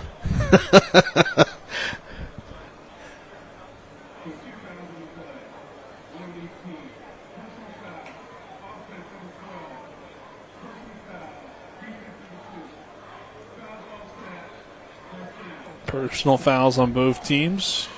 Love that. Seeing that the referees are trying to get involved early, realizing that things may start to get a little bit chippy. So you send that warning shot by calling personal fouls on both ball clubs, is letting them know that, again, we appreciate the passion and the energy, but you got to do a better job of controlling it. And again, you talk about that Shepherd, that first drive that they were able to get that touchdown on, really not a sustained drive. It was more of a big play, and they were able to punch it in. I think the challenge is going to be, is Shepherd going to be able to march down the field? And that's something that Millersville is going to try to force them to do, going to create more opportunities for possible turnovers if you're making them have to march down the field as opposed to giving up those big chunk plays. 1st and 10 here from the 22. Jordan Barnett is the running back lined up behind Lek Pound. They'll feed big Jordan Barnett, and Barnett booming gets the first down and more into that Millersville secondary before Mekhi Johnson just kind of let him fall on top of him. And that's tough. He gets ahead of steam like that. I mean, he basically ran untouched until he got about 5 yards past the line of scrimmage. He's going to be stuffed. He's going to be tough to stop at that point. So moves the ball to the 32 after the 10-yard run. A first down for Shepherd, their third of the day, with just under 6 minutes left now before halftime. And the Rams down by 7. Here's Barnett off left tackle. Barnett throwing some stiff arms and running hard. He's dragged out of bounds, brought down on the white part of the turf, but no flag from the officials for a late hit. Again, that's a shallow sideline over there on that home sideline, so there's always that potential for things to kind of get out of control when there's a close hit over there on the sideline. You can see Coach McCook. He's over there pleading that case again. The whistle had blown. He was clearly standing in the white, and the Millersville defender still throws Barnett to the ground. Yeah, I mean, I guess maybe you could argue the whistle was a little late possibly, and he was already maybe in the process of bringing him down. And, it's kind of tough to tell where exactly you are if you're trying to make a tackle. I don't know. But nothing too crazy there as Barnett does run forward. He has the first down, and they'll move the chains. And this is, again, the first time today that Shepherd's had this consistent success, and it feels like Millersville had some opportunities to possibly really put this thing out of reach or at least make it very difficult, and now Shepherd very much in the game, and they get the ball to start the second half. So this is a really important drive here, Travis. For both ball clubs, and you see how Shepherd really leaning on Barnett. As he checks out of the game, you're able to bring in Malachi Brown, so ton of depth on display so far today for that Shepherd running game. They'll go play action, and it's going to be Dorner on that post route, and Cam Dorner's open, and he makes the catch in stride for a Shepherd touchdown. Why run anything else? It's always there. And again, you use that run game, and it's going to set up your play action game, and we've seen that post killing team so far this year, and that time the play for Millersville. He had to get out of the way for Dorner to make the catch. And it's going to give Shepherd now a chance to pull even if they're able to have a successful extra point attempt. But again, that D post is deadly when you have Dorner. You do that play action fake. That's going to make those safeties step up to take care of the run. And that's going to leave that corner exposed as Dorner's able to attack the deep middle part of the field to get a second touchdown today on the board for the Shepherd offense. 14-13, Baker's extra point to tie it here between Shepherd and Millersville. And the kick is up. And it is good, and we're tied at 14 with 4:22 to go before halftime. We will take a 1-minute break. This is Shepherd Rams football on TV 10. Life is evolving. Over the past decade, the way we do almost everything has changed. Get on your phone, see something you like, click on it, and it shows up at your door. Why should the way you have your car serviced be any different? Why waste your time going to a dealership service department when Hagerstown Ford and Hancock Chevrolet will come to you? They service all makes, all models, and offer full parts and labor warranties. Hagerstown Ford and Hancock Chevrolet will come to your door or office and service your vehicle while you're doing what you need to be doing, conducting that business meeting or mowing the lawn. Why take time out of your busy schedule when you don't have to? Hagerstown Ford and Hancock Chevrolet's friendly, knowledgeable staff will come to you where you live or where you work for full service maintenance, from oil changes to tire rotations, brakes, batteries, multi-point inspections. They handle it all. Hagerstown Ford and Hancock Chevrolet is committed to delivering the best of the best to their customers. Trust them to service your vehicle where you're at home or at work. Skip the time-consuming and terminal wait at the dealership. Schedule your appointment at fordofhagerstown.com or hancockchevy.com. Shepherd ties it at 14 on the Cam Dorner post pass. And Shepherd and Millersville tied here with 4:22 to go before halftime. Here's a short kick. Lopez catches it at the 11-yard line. Jose Lopez has some room as he gets it across the 30-yard line before he's brought down on the play by Minka. And we noticed, we always talked about how there are a lot of starters as far as offense and defense out there playing special teams for Shepherd. You also see a lot of starters out there for Millersville. Again, they're 0-6. They have no reason to be shy about it. You need to have all your talent, all hands on deck, And you certainly see that they've been able to make some plays. I could see Shepherd maybe making some adjustments, not wanting to kick the ball to Lopez. The past 2 times that he's got the ball, he's had potential to make big plays. He's still got them very good field position, so maybe some type of adjustment where we're not going to kick the Lopez. We're not going to give him a chance for those big plays on special teams. 4 plays, 78 yards. Cam Dorner catches a touchdown, and again, they run that screen, and Harrison was all over it, but good block from the wide receiver, Cam Taylor, to prevent that one from possibly being picked off. As Signs makes the short catch, 4:04 left in this first half. Again, our scoring drives are brought to you by John Doyle for the Eastern Panhandle. Under 4 minutes left now in this first half, and Millersville has it after a short completion, 2nd down and 7. Here's Jaheim Morris, who had the huge game against Shepherd a year ago, but Comey out all over it. We'll bring about 3rd and long now. Shepherd has kind of woken up. Tremendous instincts that time by Comey out, is able to get through the line untouched. And again, you attack this Shepherd offense, attack this Shepherd defense on the edge, you're going to have your work cut out for you, because everybody out there on that defensive unit, they can run from sideline to sideline. Just tremendous range for that defensive unit. That time Comey out, able to negate that 1st down gain, and now another 3rd and long for this Marauders offense. Yeah, it's a 2-yard loss on the play, so 3rd down and 9 for Zelt, who has good time again and will roll to the right and look deep downfield, but nobody appears to be open. Zelt now will throw it over the middle and find a receiver at midfield. As good adjustment by Signs in a tight window. G.O.D. Tolbert makes the tackle. It's a 1st down, Millersville. That's one of those plays as a coach, when he throws the ball back across the body, you're like, no! Then he makes the catch, and you're like, yes! A big 1st down conversion that time by Millersville, as Signs does a good job of working back to his quarterback. 1st and 10 now. Zelt again with a lot of time to throw, and he finds Signs underneath, and Signs will look to run after the catch and get about 4 or 5 on the play, depending on where they spot it. Knocked out of bounds by Naeem Alexander. I think that was more of a check down on that play, where they ran a wheel route off of that action on the sideline, and the Shepherd defense, not wanting to get beat, played off. So Zelt had to go back down to his check down, still able to pick up a nice chunk on 1st down. That's something that's going to be important for this Millersville if they want to try to get back to what they were able to do in the first quarter. Yeah, it's a good spot for him. 2nd down and 4 after the 6-yard gain. Lopez is stacked up in the backfield. Queen there, the first one there, and then you see McPherson and Davis clean it up. And that will bring us to the 2-minute timeout. Let's take a 1-minute break. We're tied at 14 here between Shepherd and Millersville. This is Shepherd Rams football on TV 10. After a car accident, what do you get when you call Mansion Ferretti? You get more experience from a local law firm with over 115 years of combined service. More respect from a team who treats clients like their own family. And more fight, because we want you to get every dollar you deserve. Experience, respect, results. If you've been injured, that's what you want in your lawyer. And that's what you'll get when you call us. Car accident? Get more with Mansion Ferretti. 304-264-8505.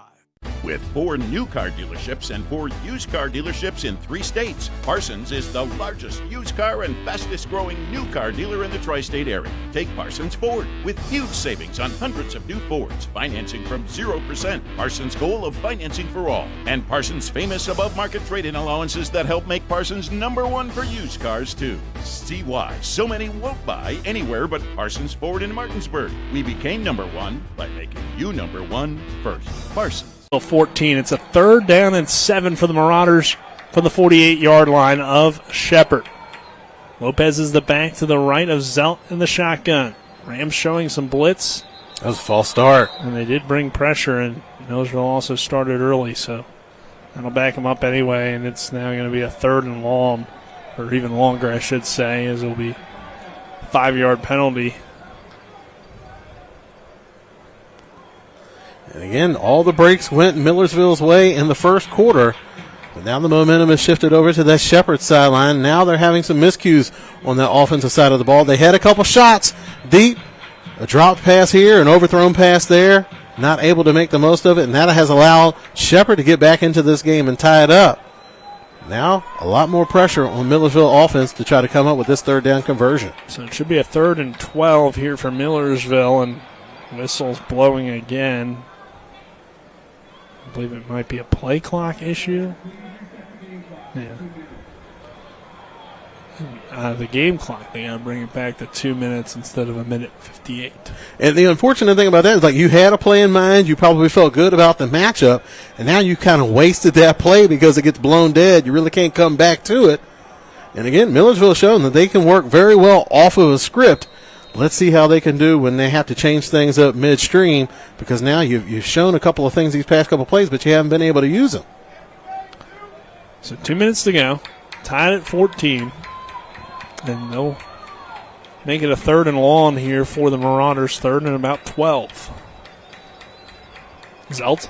A lot of heat. Under some pressure. Has to throw off the back foot. It's a floater, and it's well short of the intended receiver, Titus Kura.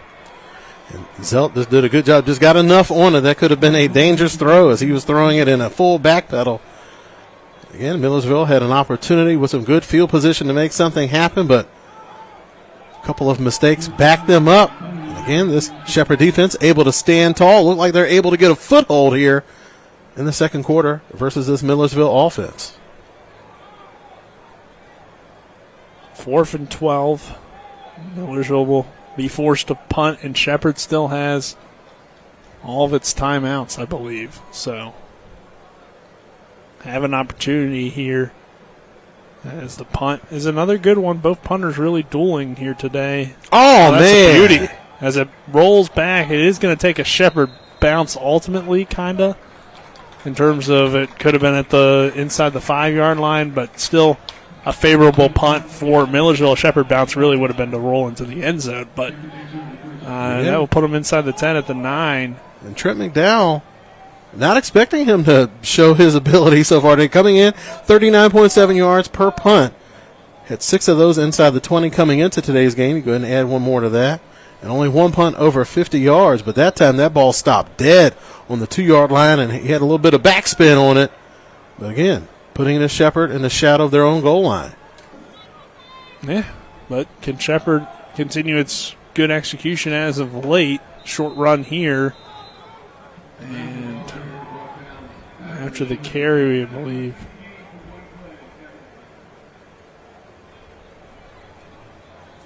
I didn't hear exactly what the official said there. Because number 90, Aiden Johnson, he has to come out of the game. His helmet popped off. 99 actually had to come. Is it 99? Yeah, Don Drew. Don Drew. Well, that's how he checked in the game in the first place, because somebody had lost their helmet. When you got those beautiful flowing locks like that, it's hard for those helmets to stay on. It's true. You and I would know. Yes, we do. Beautiful flowing hair. Minute 20 left here in this first half as the clock is still running. And Shepherd seems very content with it, at least for right now. They do get the ball and start the second half. 2nd down and 8. High snap. Malachi Brown gets the carry. Brown runs into the back of the lineman and then pushes forward to get close to the first down marker and possibly move the chains. And they will. So that'll be a first down. Clock will stop here at 59 seconds. And Shepherd probably just seeing if they can hit something big here on the ground and then be a little bit more aggressive, since they do have their timeouts, I believe, to work with, but they're not showing up on the scoreboard. So and Millersville staying in that too high safety look despite Shepherd torching them with that deep post. There's Brown again. A nice run out to about the 30-yard line. Malachi fired up as the clock will stop here at 38 seconds. Again, Shepherd moving quickly. Millersville with its 3-down lineman. They'll run Brown again off the left side. He breaks off a tackle, gets out to about the 40. Big hit on the sideline. Number 5 coming up. That was Amir Lilliston lowering the boom there on Malachi Brown. I think they kind of were testing each other on that one. Make sure everybody's got their chin straps snapped in awful tight today. So we'll see here now. Shepherd has 28 seconds. They're about at the 39-yard line. They could start to be a little bit more aggressive here before halftime as Jester goes in motion. And Powell will look to throw. And he'll throw it over the middle into some tight coverage, but find Cam Dorner with a diving catch. That's Jeremiah Taylor for the first time here today into Millersville territory. Again, he is a critical part of that offense, and Shepherd again max protect look. They had a tight end in. They kept the running back in, giving Mike Powell a little bit of extra time to survey the field, and that time able to throw a dime to Taylor over the middle. And that's going to be huge for Shepherd. If they're able to get him relaxed and into the flow of the offense once again, I think that's really going to open things up on the offensive side of the ball for that Shepherd ball club. So 20-yard gain on the play brings the ball to the Millersville 39-yard line with 23 seconds left. Shepherd will burn that first timeout here before halftime. So they still have 2 left, as now the scoreboard's been updated. 2 timeouts left for Shepherd, 3 for Millersville, with 23 seconds to go before halftime. And again, Shepherd gets the ball to start the second half. So, yeah, plenty of time here and plenty of timeouts to work with. We'll see if the Rams can get it into the end zone or even line up a short field goal for Baker before halftime and all of a sudden possibly go into the half with a lead, Travis, which we wouldn't have thought that based on how this thing's started with a 14-0 lead for Millersville in the first quarter, and Shepherd had just 2 first downs very early in this game. But like Powell looking to throw. Good protection once again. Dorner comeback route, comes back toward the sideline and makes the catch and steps out of bounds. In coverage there with Self for Millersville. It's another first down for Shepherd with 16 seconds left. Bring the ball to the 28-yard line, so still a pretty long field goal here with 16 seconds and 2 timeouts, too. That's a lot of time to really do whatever you want here if you're Shepherd. Dorner comes to the near side. It's Taylor and Hill to the far side, and Jester again going in motion. Powell looking for Barry Hill on that post wheel, and it's caught inside the 10 and brought down by the Marauders. Inside the 10, it goes Barry Hill for, I believe, his first catch of the day. It's a timeout for Shepherd with 12 seconds left for halftime. Again, that was Amir Lilliston with the big hit over the top. And again, we talked about it. Shepherd likes using that post, and once they show it, you know what's coming next. They're going to run that post wheel. And they play it a couple of different ways because that wide receiver working that wheel route, it's more of an option route. So if that safety's playing way high over the top, he's going to sit down in that soft spot over there on the sidelines, and that's what happened on that last play. You get the ball to Barry Hill in space, and usually good things are going to happen, and that was the case that last play. And Lilliston coming over, lowering a big hit that time, but Hill able to make that catch, secure the ball, and pick up a first down for Shepherd. So Rams have 1 timeout left. They have 12 seconds to work with as well as they move the ball to the 8-yard line of Millersville, and the Rams have a chance here to take a lead before halftime. Again, it was 14-0 Marauders. They missed on some big plays throughout this second quarter that possibly could have put it away or pulled away even more. But instead, Shepherd has come back to tie things up. Millersville will burn a timeout here to get the defense set as they still have 2 left. So might as well use them here before halftime. Make sure you're in the right personnel against the Rams offense. So shaping up to have a similar situation that we saw last week. Shepherd having the ball deep in Westchester's territory, basically on the goal line, going into halftime knowing that they were going to get the ball back in the second half. Shepherd pushed all their chips to the middle of the table. They gambled for it on 4th down, didn't come up with it. And again, it was just one of those opportunities to get some momentum going. They came up a bit short, and it kind of worked against them and really fed Westchester's momentum going into halftime. So, again, similar situation. You still have a fresh set of downs. You still got a timeout in your back pocket. So you have an opportunity to go for that touchdown. But don't be as hesitant this week. You got to come away with some points. You know you're getting the ball back. You got to stack positive plays. That's what's going to be key for Shepherd. Powell looking to throw. Under some pressure. Leck rolling around. Has to do something with the football here and finally goes out of bounds with 3.8 seconds to go before halftime, and they'll bring on that field goal unit. Yeah, different situation this week, Travis, but you're right. Shepherd was a little bit overly aggressive, possibly. I mean, ultimately, that field goal wouldn't have made necessarily a difference. Who knows? It changes a lot of things, but in that situation, you know, Shepherd feels like they're one of the better teams. They should be able to get 2 yards on a 4th down and goal, and they couldn't. So they decided to take that risk. But here they'll line up for the field goal. It's about a 26-yarder here for Keith Baker. And Baker, the left-footed kicker's kick is up, and it is no good. Oh, man. Don't listen to me next time. Do what you want. Got a weird run up on it, it kind of looked like to me, as the kick fell, I believe, short. Looks like he got more turf than football on that kick.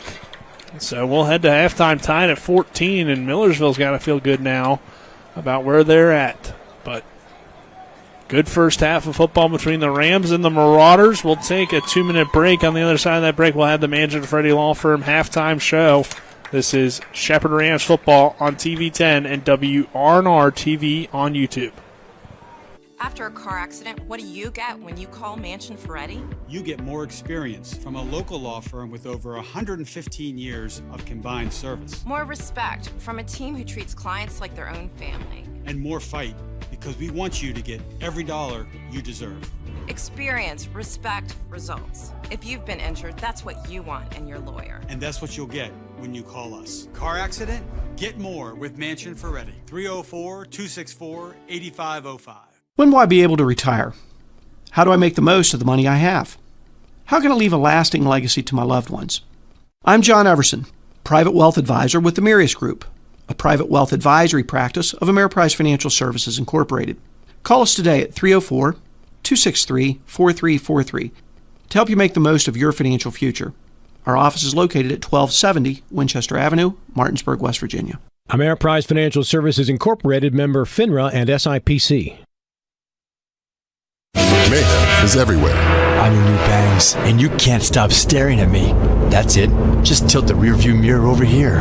And while you're checking me out more times than a library book, your car is wandering into that lane over there.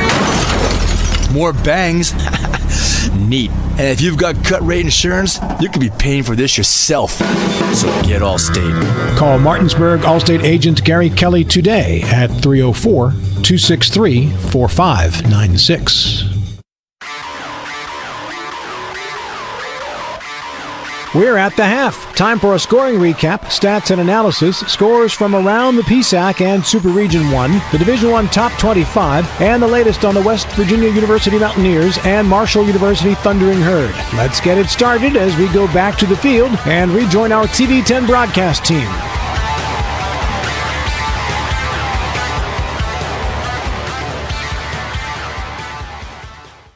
14, Millersville 14 at the half. Our halftime show is brought to you by the Mansion Freddie Law Firm in Martinsburg, where it's about seeking justice for you.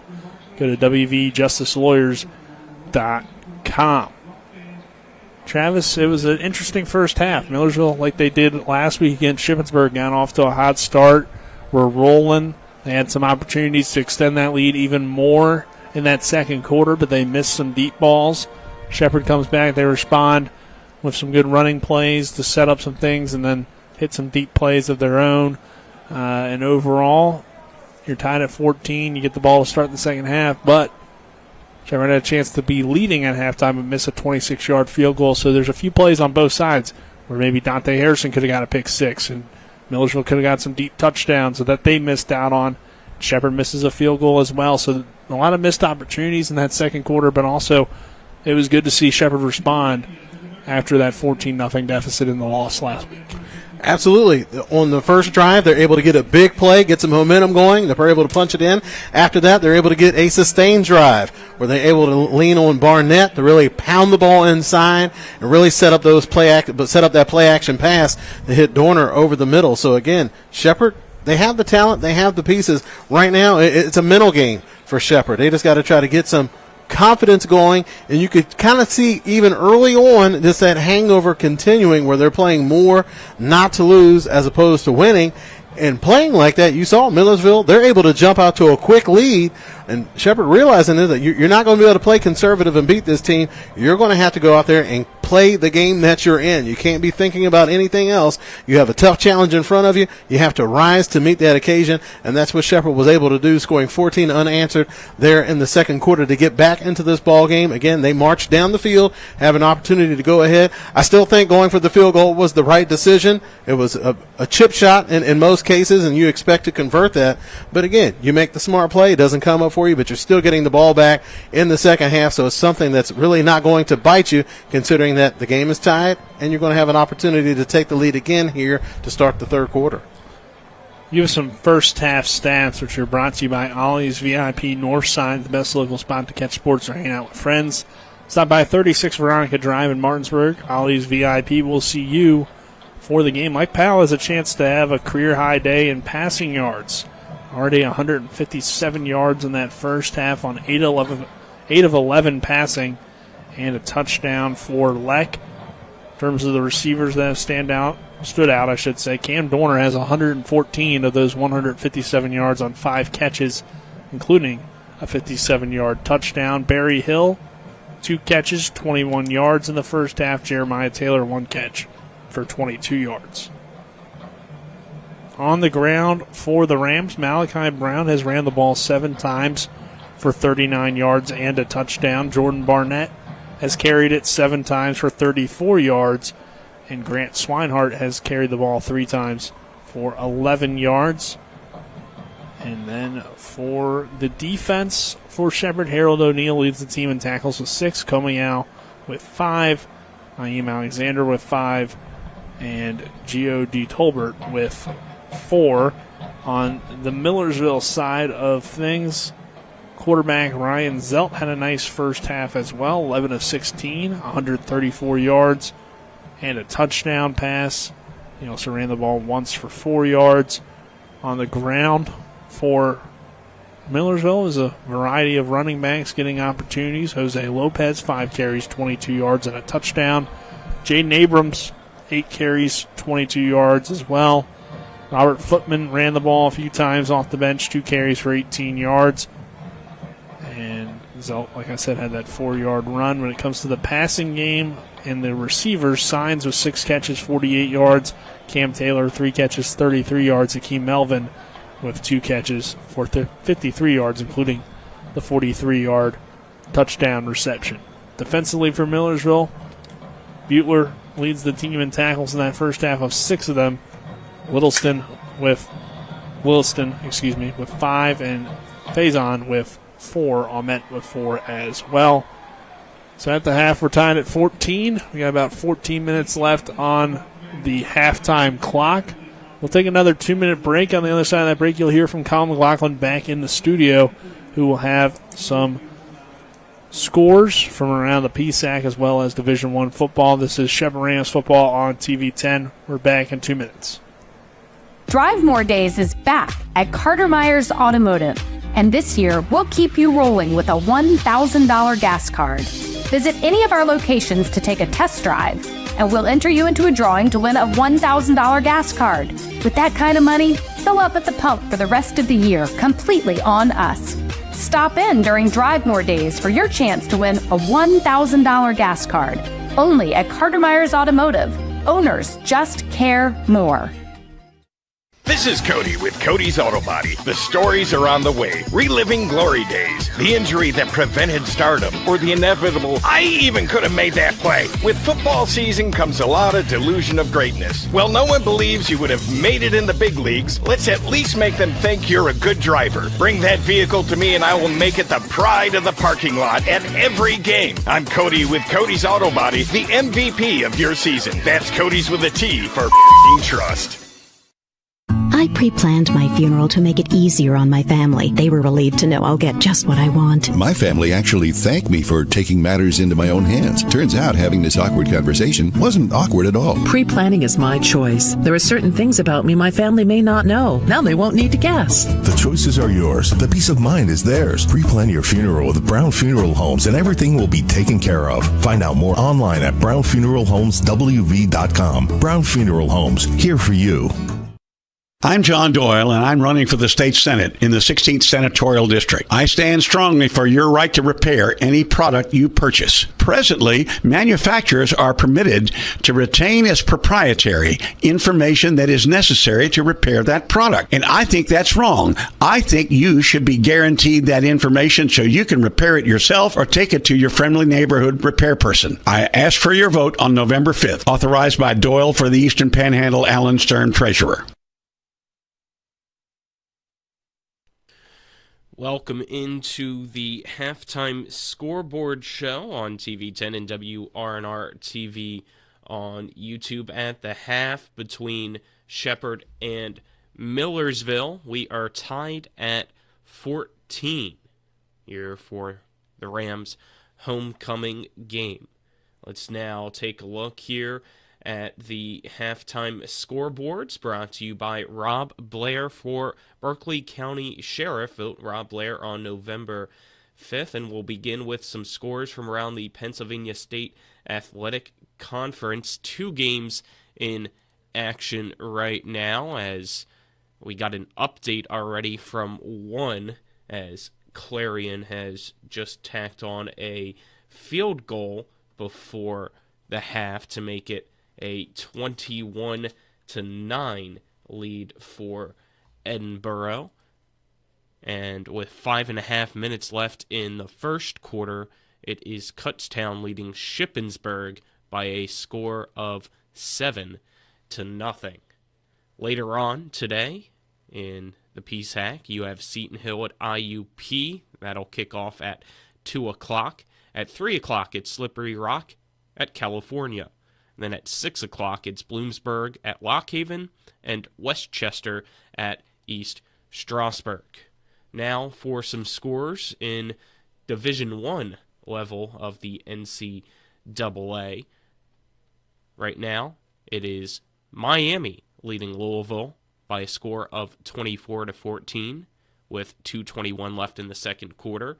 With 2 minutes left in the second, it's number 10 Clemson leading Virginia by a score of 17-10. 2:32 left in the second, it's number 16 Indiana leading Nebraska 21-7.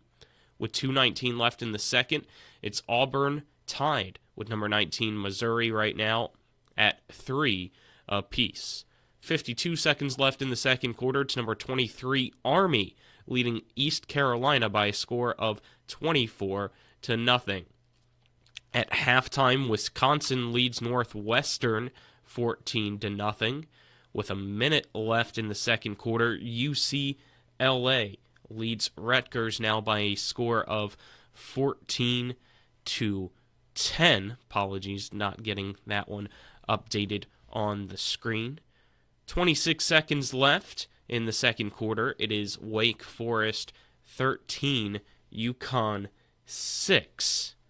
Minute 36 left in the second quarter. It's Cincinnati leading Arizona State by a score of 24-7.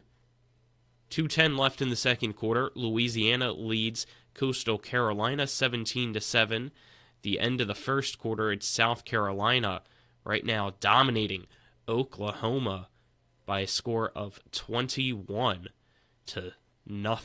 Later on today on Talk Radio WRNR, our radio side of things, 106.5 FM, AM 740, you can hear the West Virginia Mountaineers homecoming game as they play host to the 17th ranked team in the land, the Kansas State Wildcats. 4:30 pregame coverage from the Mountaineer Sports Network will begin with kickoff at 7:30. Again, our score at the half, 14-14 between Shepherd and Millersville here on homecoming day. As we now step aside, take another 2-minute break. On the other side of that break, we'll send it back to Nick and Travis for the second half. This is Shepherd Ram Football on TV10 and WRNR TV on YouTube.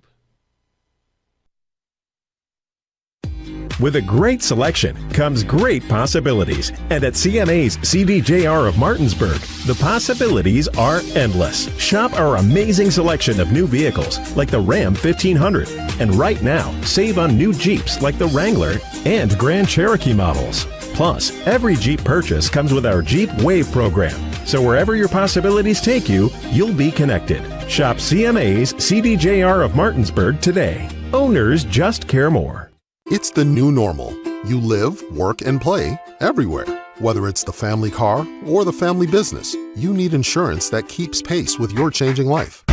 Home on the job or working from home, peace of mind comes from knowing your whole world is covered.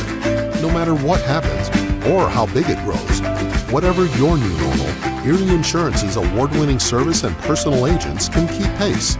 Call your local agent today or visit erieinsurance.com for a quote. Mother Shuckers. Fresh Florida stone crab straight from the boat to your throat. Blue crabs, king, snow, Dutchness, all available year-round. Try and find that anywhere else around here. Homemade soup specials every day. Mother Shuckers is located at 1014 Winchester Avenue in Martinsburg. Mother Shuckers, we have an opinion. If you don't like it, shuck it up, Buttercup. Come on over to Mother Shuckers. So what? So what? It's not going to be easy. It's going to be really hard. We're going to have to work at it every day, but I want to do that because I want you. I want you and me forever, every day. What do you want? What do you want? Come on, what do you want? What do you want? I want Panhandle dumpsters for the first month free. Use the promo code to get the first month free. We welcome you back here to Ram Stadium. Shepherd 14, Millersville 14 here at the half. We went over the individual stats, but we can take a little bit of a look at the overall team stats. And they show the result of the game pretty much so far, but the way things started, you wouldn't have necessarily thought these stats would be as even as they are. Shepherd at one point was at just 2 first downs. Millersville had 10. But they finished the first half with 12-10 in favor of Millersville. When it comes to the rushing yards, Shepherd has the big advantage there. That's the number that stands out, 19 for 85 for the Rams, 19 for 65 for Millersville, which has led to the overall total yardage being a relatively significant margin of 242 to 199 in favor of Shepherd. But both teams have thrown for around the same amount of yards on 11 attempts for Shepherd, 8 completions for Shepherd, 11 completions for Millersville. Other than that, I mean, Shepherd being 1 for 5 on third down and Millersville being 3 for 8. Both teams have kind of had their struggles there. Obviously, Travis, as this game continues, that will be important for Shepherd to clean that up. You got to be able to convert on third down, especially in a close game. Third down, also having 2 chances in the red zone, but only coming away with 1 score in those opportunities. You look for Shepherd, one positive thing you can take from that stat line is that they were able to control time of possession. 17 minutes, just a little over 17 minutes, as opposed to just under 13 minutes for Millersville, and that's going to be really directed at what Shepherd was able to do on the ground. And that ground game, again, was able to set up those big play-action passes over the top. So it's going to be important for Shepherd to get back to running that ball. It looks like Jordan Barnett is going to be the guy today that's going to get that call, but we've also seen Swinehart and Malachi Brown coming in and supplying those games. And in a nip-and-tuck game, like, you want to give it to your most sure-handed ball carrier. And even though Barnett has had some issues fumbling the ball so far this year, kind of due to the injury that he had to his hand, he's probably going to be the guy that you're really going to be able to rely on, that's going to get those hard, tough yards in the middle and make that defense adjust, and that's going to get you those favorable matchups when you try to go play-action pass. So I think it's going to be critical for the Rams to get that running game going again, and they're going to have an opportunity to do so, getting the ball here first in the second half. Yeah, and here at the half, we're tied at 14, and really when you think about it, it was a great first quarter for Millersville and a great second quarter for Shepherd. So how will the second half play out? Because both quarters were kind of dominated by one team. There wasn't really balance in the 2 quarters. So, and Millersville, they had the opportunities. They had a chance for 2.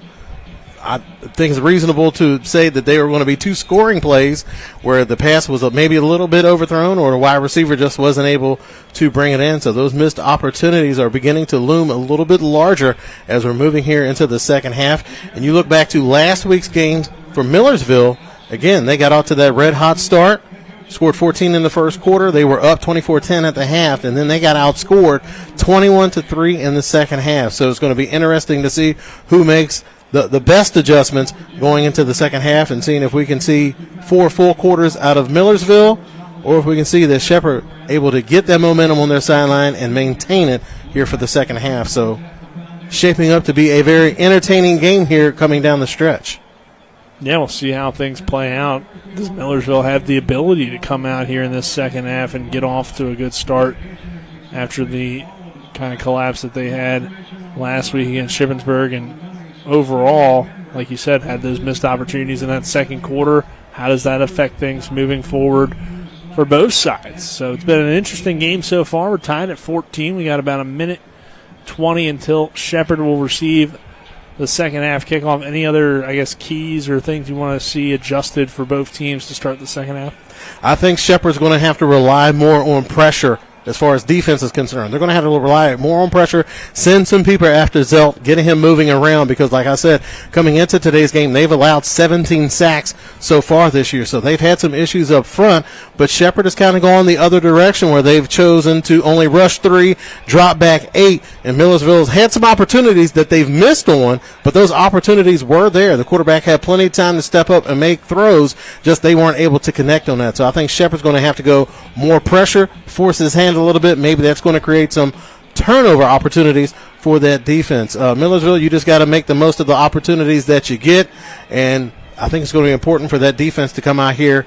on this opening drive to try to really put some pressure on that Shepherd offense, maybe try to get the ball back to Millersville, see if they're able to go back to that opening script that they had to start the game to get that offense jump-started once again. They had a couple times where they made some plays here and there, but they kind of shot themselves in the foot. For Shepherd, I think it's pretty simple. You hand the ball off to Barnett, set up that play-action pass, and then you'll be able to throw those big shots over the top. We already know that post sets up that post wheel. We were able to see both of those plays really pay dividends for Shepherd in the first half. So, again, it's nothing fancy for either ball club coming into the second half. Do what you are good at and make the most of the opportunities as they come your way.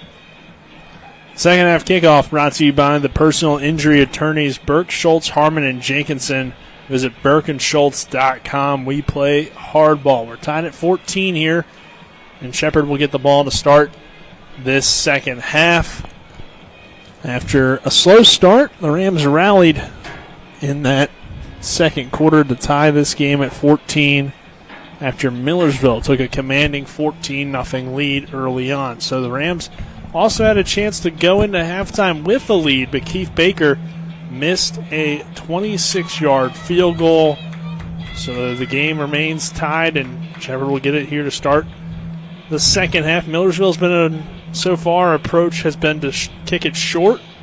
Rams have made some adjustments. They've moved Malachi Brown up into a position to possibly try to return some kicks if they are kicked short. Obviously, the Shepherd special teams has been a great unit for them. They've made some big returns. You see Stanfield and Dorner are the deep return men for Shepherd, and they are both explosive guys in the kickoff game.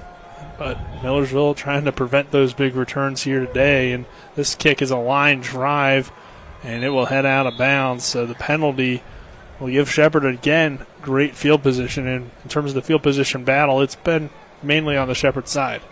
Yes, Shepherd has got the ball in very good field position, and most of their offensive possessions so far today.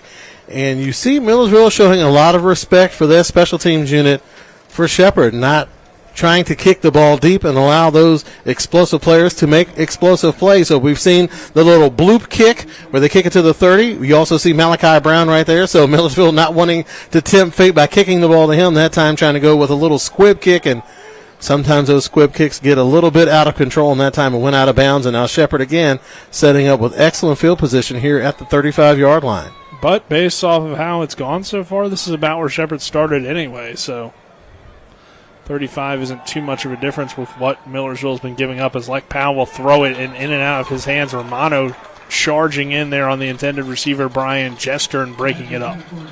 Shepherd coming out in a heavy set that time. 2 tight end look, 2 running back set. Tried to go with play action pass, and Millersville did a good job. Romano, again, we've said his name several times today. A very active secondary for Millersville. He's had 2 interceptions already this season, so he's been a nice playmaker on the back end for the Marauders. They'll run the ball here with Barnett off the right side, who tries to reverse field, and Jordan Barnett only going to get, somehow gets 3-4 something out of yards. Nothing, yeah.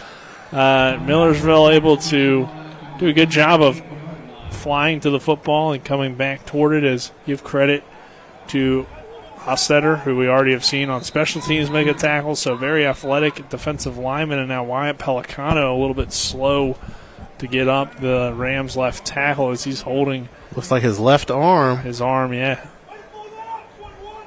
Pelicano had an arm injury last year, I believe, so hopefully not a related situation. I think that happened in the offseason, and then Wyatt came back with kind of a thing on his shoulder or on his arm all season. Doesn't wear that brace this year. And hopefully just a stinger there for Pelicano. And that's as an offensive lineman, you just take a beating in the trenches, and a lot of times the brunt of that force is going to be on your arms and triceps and pecs and things of that nature. 3rd and 6 here from the 38. Like Powell looking to throw off some pressure from the blind side and throws complete to Barry Hill if he got a foot catch. in. And he did, according to the official. Good catch. Close coverage that time by Ryan Almont. Just a little bit too late. And Powell took a big shot in the backfield, but he wasn't the one that's down because of the hit. Powell able to pop back up, but the defender from Millersville is down on the turf. Like Vasquez was also in coverage on that previous play, but Shepherd moves the ball to midfield on its 11th first down of the day. Let's take a 30-second break with this injury. This is Shepherd Rams football on TV 10. The Palace Lounge in Martinsburg is the place to be. Join us every night to relax and enjoy football or basketball games featuring either the Martinsburg Bulldogs, Shepherd University Rams, or West Virginia Mountaineers. We will have steak night every Wednesday, shrimp nights every Thursday, and now taco and margarita nights every Tuesday. You can find us on Facebook or call 304-267-7520. The Palace Lounge is located at 1350 Edwin Miller Boulevard in Martinsburg. 33. Welcome you back here as looks like Payson, the one walking off the field with the injury, as we said. It looked like Almont and Vasquez was over in the coverage for Millersville as we come back from the injury. Tied still here at 14 with about 14 minutes left in this third quarter, and Swinehart is the back for Shepherd in the pistol formation.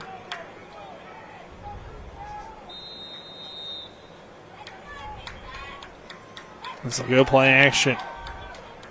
Powell wants the comeback route to Dorner, who makes the catch at the 40-yard line. Good tackle in space that time from Millersville. It looks like Muhammad was in on that tackle on the far side. And a tough throw that time by Powell. Having to throw that comeback to the far side of the field. Luckily for him that Dorner has put so much fear into the defense. They're playing way off, and that's always a nice counterpunch when the defensive backs are playing off because they're worried about getting beat deep. What's the counterpunch to that? You work some comebacks to the sideline. Nice high percentage throw and take advantage of that soft coverage. Dorner goes in motion now here, and they'll give it to Jordan Barnett. Barnett shaking off tacklers. It's Alment coming up and making the tackle after a short gain. Will bring up second down for the Rams and about 8 after the 2-yard pickup for Jordan Barnett. Ball now placed at the 38-yard line. And again, a heavier look that time by Shepherd. A couple of tight ends, a couple of running backs in on that play. Not too often that we see Shepherd just going with a one wide receiver look. Now a little bit more of a conventional look for the Shepherd offense. With a 3 wide receiver set, tight end on the backside, where they like having Powell only having to read one half of the field. Just kind of speeds up the clock and his release on the play. So run Malachi Brown off that left side, and it's a big hole for Brown. Nice bread and butter play that time by Shepherd. They do such a good job up front of running that pin and pull concept, just running that zone to the outside. You put the ball in the speedy hands of Malachi Brown. He's able to read those blocks, get to the edge, turn upfield, and pick up a nice chunk on that play for Shepherd. 1st and 10 out for the Rams from the 25 as they'll run Swinehart. Swinehart goes up the middle, and a good job by that Millersville defense to stack it up after a short gain. That was, again, big Rhodes Nelson working at that defensive end spot. 6'4", 249 pounds. He doesn't stay out there all the time. Again, they like using that 3-4 base look, but a lot of times when Shepherd's coming out in that multiple wide receiver set, you're really not able to stay in that. So when they go with a nickel coverage, you'll see Rhodes Nelson checking into the game and supplying some pressure off the edge. Looks like Jaden Perez has taken over at left tackle for Shepherd for the injured Wyatt Pelicanos. Here's a pass underneath intended for Malachi Brown and incomplete. And again, Powell, when he's going from right to left, trying to whip that ball out to that left sideline, the ball's kind of tail off a little bit. It's something where he's going to have to focus a lot more on his footwork and not just rely on just brute arm strength to get the ball out there. It's going to be technique that's going to get those balls out there with velocity. It's not going to be all arm strength all the time. 3rd and 10 here from the 25. Shepherd driving, but Millersville trying to hold him. Powell looking up for that wheel route and incomplete. Romano was the man in coverage, and a flag comes flying in. Cam Dorner, the intended receiver. We'll see if this goes against the Marauders. It looks like the referee initially signaled was going to be holding, possibly on the defense, as Romano got the defensive assignment on that wheel route, trying to cover Dorner. And he was arguing his case, and I kind of got to agree with him. Yeah, that was a little bit ticky-tack. A lot of times in these PSAC games, the referees they'll let those wide receivers and defensive backs, they'll let them play football for the most part, but that time Romano maybe grabbed a little bit too much jersey, trying to take away Dorner making a play on the ball. Yeah, I think since you saw him kind of slow him down as much as he did, that's why you see that penalty come out there. So a holding call against Millersville extends the drive for Shepherd. I'll move it inside the 20 to the 15. So the Rams are back in the red zone in this tied game at 14. And Malachi Brown is the back to the right of Lek Powell in a 3-receiver set. High snap. Powell, looking over the middle for Jeremiah Taylor, and it's incomplete. Good coverage from the Marauders. That was a big hit, and that was a tight window for Powell to get the ball in. And again, we've talked about it. At his height, he's going to have to put a little bit more arc on the ball to try to squeeze that in. And again, that's going to be tough to get that into a tight, quick slant type of situation when you're getting down close to the goal line. Again, you got a smaller area that you're working with, and that plays more in favor of the defense. 11.5 minutes to go in this third period. Brown goes in motion. Powell takes the snap. Steps up in the pocket. Lek trying to run, but he's going to be brought down again. Coming off that edge is Hostetter to make the tackle. Solid defensive lineman for Millersville, who's had some good units throughout the years. I'd say that used to be their calling card back in the day. Very stout defensive players, and again, they have some talent in spots. Haven't had a lot of success as a unit this year, but have certainly shown what they're capable of today, giving Shepherd some problems. 3rd down and 10 for the Rams. Powell. With some time, pass is tipped. He's got Barry Hill in stride. Hill reaches for the end zone. Going to mark him about 2 yards shy of the goal line, but it was enough to move the chains, it looks like. So Shepherd had an opportunity, and again, you get the ball to Barry Hill. Sometimes as a quarterback, you don't have to make the big throw. Sometimes you just got to get the ball to your athletes in space and allow them to make the play. So it's not all on Powell. Take those checkdowns, let those wide receivers make those athletic plays, and that time that's what Hill was able to do. You catch him on that drag coming across, so tough for a defender to stay with him across the width of the field, and Hill almost able to turn upfield and punch it in for another Shepherd score. So 1st and goal from the 3 is where they spot it. They'll go Barnett, and Barnett shoves his way forward. No official signal yet for the touchdown, so bring up 2nd and goal as the Marauder crowd rings the bell. Flip it to the center, James Bell there, and he gets the spot on himself, I guess. That's kind of what it looked like to me, at least. I don't know. Quick snap. Powell rolling out near side for Dorner. Caught. Touchdown, Rams. I think that's the first time Cam Dorner scored on not a post play this season. Yeah, that's his first sub-50-yard touchdown so far this year. An injury on the field for Millersville. Well, that's the drive we've been waiting for Shepherd to put up really all season in some ways. Come out second half. Big long almost a 5.5 minute drive, or 5 minutes and 5 second drive. Picked up some big third downs. So 9:55 to go in this third quarter, and Shepherd takes a 20-14 lead. We do have an injury as well on this play, as it looks to be number 5, Williston, who's already had some big hits of his own right on the defensive side for Millersville, so it could be a big injury. He's able to pop up and get off under his own power. And again, Williston, one of the better players on that defensive unit for Millersville. Yeah, coming off of a game last week, he had 8 tackles for those solo. Also has a nose for the ball, has 2 pass breakups coming into today's game.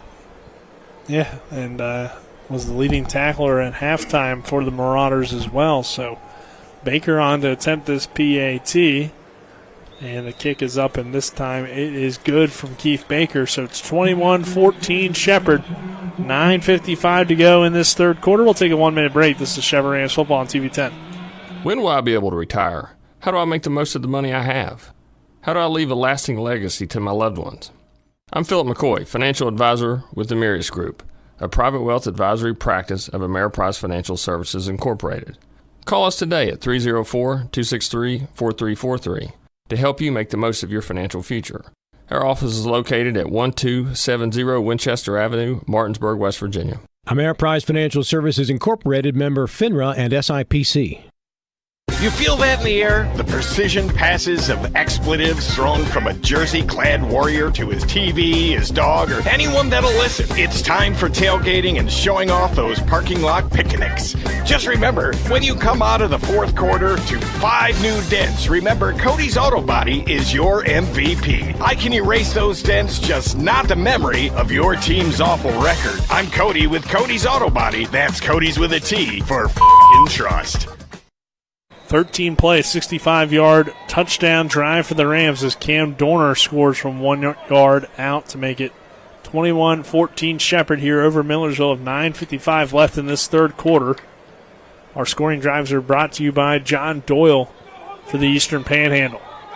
And here goes Lopez on the kick return, and Lopez is ran away from your blocks to the 20-yard line. I can already tell what his coach is going to be. You ran away from all your help. You got to run to the good guys, not to the bad guys on that play. It's one of the first times that we've seen Lopez not get a big return on a kick return. He's trying to do too much. Again, just take what's there. Again, your blocking was to the middle, and he ran away from his guys. So it's 21-14 Shepherd on top of Millersville, and Millersville will come back out here in this second half. And the Marauder offense has gone a little bit cold since that first quarter where they took an early 14-0 lead. Here's Abrams running off the near side. And Alexander coming up quick to make that tackle. Short carry on the play. Yeah, Shepherd secondary not to be outdone. They are not shy when it comes up to helping out in run support. Very good tacklers for the Shepherd defensive backs as well.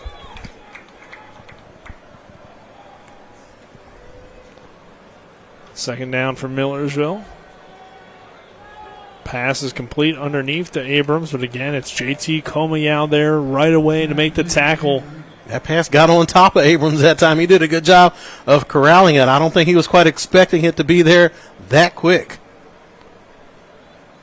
Bring up third down here for Millersville to the 29-yard line. Third down and 1 to go.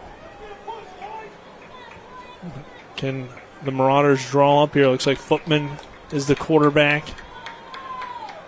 Morris is the running back. And Footman trying to find a hole. Shepherd got there very quickly with Brody Carroll leading the way. And I don't think Footman got there, and he didn't. It's going to be fourth down, and Millersville will punt. Brody Carroll filled that gap right away, as it looked like they were trying to maybe get that power going. Footman didn't see that outside edge, so he then tried to come back toward the middle, but Carroll was there And Shepherd gets the stop on 3rd and 1. And that's one of the drawbacks when you're pulling that guard. You're creating a little bit of a lane there. So if the defense is expecting it, they're going to have somebody shoot through that gap, and then you're going to have a problem in your backfield with an untouched defender. That was the case in Carroll. Again, just showing good instincts and a nose for the ball, making a play in the backfield versus Marauders. Miles Greer will field the punt at the 35-yard line. Greer on the run and looking to do some damage, and he will set up Shepherd very well here as he gets it out to about the 46, 47-yard line before he's brought down. A late flag comes flying in. Our third quarter is brought to you by Parsons Ford of Martinsburg, located at 1400 Shepherdstown Road and online at parsonsford.com. They became number one by making you number one first. Parsons, as well as Smallwood and Small Insurance in Martinsburg, your total insurance solution at 1250 Edwin Miller Boulevard. Call 304-263-3361. Shepherd 21, Millersville 14, 7:50 left in the third. So can Shepherd put it away here in this second half?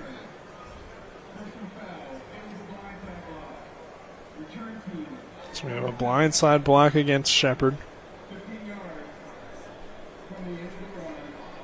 So Shepherd is still going to maintain possession, but just not have as good a field position. Is going to negate that good return that time by Greer. And Millersville has done a good job of not allowing him to really have an impact on the return game by some directional kicks and also some great coverage getting down the field and some sure-handed tackling. So Shepherd, again, having a chance to really impose their will here in the third quarter. And after that red-hot start for Millersville, offense has had a hard time trying to get back on sure footing and making plays. Credit to that Shepherd defense. They've done a good job of kind of throwing them off of the things that they like to do. By the way, Wyatt Pelicano has re-entered the game for Shepherd, so good sign there that the left tackle is back on the field and healthy for the Rams, as they'll have it now. Still across the 30-yard line, but not quite where they would have been on the kick return from Miles Greer, the punt return from Miles Greer, as it will be 1st and 10 from the 32. Powell takes the snap. I'll give it to Swinehart. Swinehart brought down after a 1-yard gain off the edge there. Rhodes Nelson. Yeah, again. Rhodes Nelson doing a nice job. He's just a big guy out there on the edge. Now a flag comes in here late. Rhodes Nelson tried to pull away his teammate from the referee, but wasn't able to get there quick enough. And again, Millersville beginning to lose their poise in the third quarter. You mentioned the Rhodes Nelson size, 6'4", 249 pounds. Doesn't necessarily even look like really a defensive lineman, but big guy. So that's the 15-yard penalty that gives it back and a little bit extra for Shepherd. It has Faison, the 5'11", 205-pound redshirt junior. Kind of losing his cool. Again, it's only a 7-point game. You have an opportunity to get a stop and get your ball back for your offense, but you can't make mistakes like that and give a team like Shepherd an extra set of downs. Especially because you got a good play. You only gave up, a yard or two on that first run. Would have put Shepherd a little bit behind where they want to be, but instead you got this play action pass from Leck Powell, comeback route, pass on the far sideline, hauled in by Jeremiah Taylor. To the 39-yard line, it's another first down, Shepherd. And it's good to see Taylor making the plays that he's made so far today. He had that big catch over the middle in the first half that time, working that comeback. Again, the pass was a little bit slow in getting to him, and he had great defense that time. Millersville defender coming up, that was Amir Muhammad, was draped all over him, so a contested catch by Taylor, but yet he was able to make it. Hostage goes in motion. Here's the play action pass. They're looking for that deep post, and it was open, but Leck Powell was under some pressure, and they brought him down for a sack in the backfield. As Faison makes up for that penalty possibly here, as that will back up Shepherd to the 46. And you can see Shepherd wanted to go to that deep post again to Dorner, and Millersville recognizing that, going to a single high safety look, having that sheriff there in the middle of the field is going to be tough to get that post over the middle. That was Makai Johnson. And Dorner did a good job trying to sell the double move, but that safety was smack dab in the middle of the field. So that's why Powell had to hold on to that ball a little bit longer, giving Faison just enough time to get the sack. Good pass protection. And Powell with all day to throw, and now he'll look to run. Spins away from a defender at midfield. It's going to be 3rd and long still for Shepherd. That was Romano and Bryce Butler was there to bring down Powell. Just over 6 minutes here left in this third quarter. Shepherd holds on to a 21-14 lead after trailing early 14-0 after the first quarter. It was all Millersville in that first. But the Rams had a much better second. And depending on what Shepherd's able to do on this 3rd and long, they're able to get a nice chunk. Could be 2-down territory for the Rams. 3rd and 17 here for Shepherd. Powell under some heat. Lost the football. He did dive back on top of it, but a great play off the edge. Well, Sadiq Small giving a little bit of pressure off the edge. The 6'1", 210-pound redshirt freshman from Bethlehem, PA, which it did just enough to make Powell pull the ball down. He smacks the ball out of his hands, and that time Powell just had to stop the bleeding and just jump on the ball so they could retain possession and, again, unleash Ryan Barrick, the punter. Yeah, Barrick he pins him deep again, man. He's making his case for player of the game. A little bit of a weird game. Yeah. So far, Travis, or I should say a weird drive for Shepherd, as it looked like they had a chance to do some damage. He does pin them inside the 20 for the 3rd time today, so you'll be seeing a Ryan Barrick special teams player of the week, most likely, coming from the PSAC East, unless there were some kick returns or punt returns that scored on. But if not, I think Barrick has a very good chance at that award with his punts here today.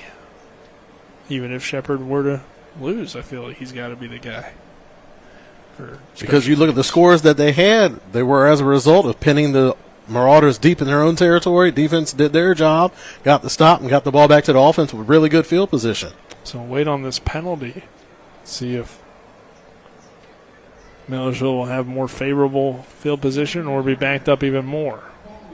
It's going to be a holding, though, against Millersville. So that'll back him up more yards and put them in a tough situation for this drive where they've been backed up pretty much all day, it feels like, Travis, or at least since that first quarter. Yeah, definitely a role reversal for both teams. Shepherd enjoying great field position all game long, where Millersville has had to dig themselves out of their goal line several times today. And again, Barrick just having an outstanding game, and something that may not show up in the stat sheet or show up on the highlight reel, but you have a punter like that that's able to really set your team up with good field position. It's going to help you win these type of tight ball games when you have that type of special teams play. So 4:57 left in the third, and it's a 1st and 10 for the Marauders, and they get it out to Russell on the reception, and he has a nice catch and run for about 9 yards. I say the big tight ends. That's his 3rd target so far today. That was the first time that they were able to connect, and nice chunk gain on 1st down for Millersville, and get the ball rolling a little bit for the Marauders. Ryan Zelt handed off here on the ground. No movement up front. Very stout defensive front play that time by Shepherd. No type of movement. Yeah. Off the edge, it looked like was the first man there. Shepherd D-line does such a good job at the point of attack. Again, we talk about them being undersized, but they certainly punch above their weight when they're able to maintain that point of attack and really not give any ground to the running back. The running back was looking, but there was nothing for him to get to. So they gave Russell that 1st down on that first reception. So here's 2nd down and 9. That's a hole right there. With a big hole and a good block from Melvin, but a flag coming in from that backside. And it may have been something where, like, the play was already past him, and then they called the flag, and again, looks like that's going to be the guilty party is going to be the left tackle, Lex Rivera. He's trying to plead his case. And again, it was a play that he was so far behind the play. Just trying to do a little bit too much. You're doing that zone-type play coming off the left side. All you really have to do is seal that defender off to the outside and let your running back do the rest. And he tried to finish the play, and in doing so, got the referee's attention and the penalty. Well, the holding will back it up to the 10-yard line for for Millersville. So it could be a drive killer because they look to be putting together some solid plays on this drive early on, but now Zelt and the offense backed up to 2nd and 18 from their own 11, but they're looking deep down the middle of the field. Pretty good coverage that time for Shepherd. Melvin, the intended receiver. Harrison running stride for stride with him. Will bring up a 3rd and long now. Zelt having a lot of pressure in his face that time, took a hard shot in the backfield. And Millersville trying to give Shepherd a taste of their own medicine, trying to come back with their own post wheel concept. The quarterback did the pump fake to the wheel route, but Harrison was right in the wide receiver's hip on that play. Would have taken an excellent throw to get that one in there. Shepherd defense able to stand tall on that play. Yeah, Melvin may have had about a half step, so a good throw. Possibly could have gotten a completion, but like you said, Harrison in solid coverage. And now they'll try to run with Robert Footman, and Footman in scramble mode. Gets them out of their own end zone at least to give their punter some more room. Gets them back to about the original line of scrimmage. Yeah, but unfortunately for Millersville, not close to the first down, so they'll be forced to punt. Down by 7 here still in this third quarter with 3:14 left, and Miles Greer could be dangerous on this punt return. As the game's kind of stalled out a little bit here in this third quarter, both teams trading some punts after a Shepherd touchdown to begin the third with a long drive. Tolbert came off that edge. This punt's going to fall short around the 45-yard line, and Greer's going to catch it on the run, and this could be trouble. Miles Greer needs about a block. He's one-on-one with the punter. Greer is going to juke at the 20 and be brought down. A great job by the punter, Brett McDowell, to stay in a position to force Greer back inside and then make the tackle as well. You got him with an ankle pick. But either way, it's a huge return for Shepherd to set up this offense.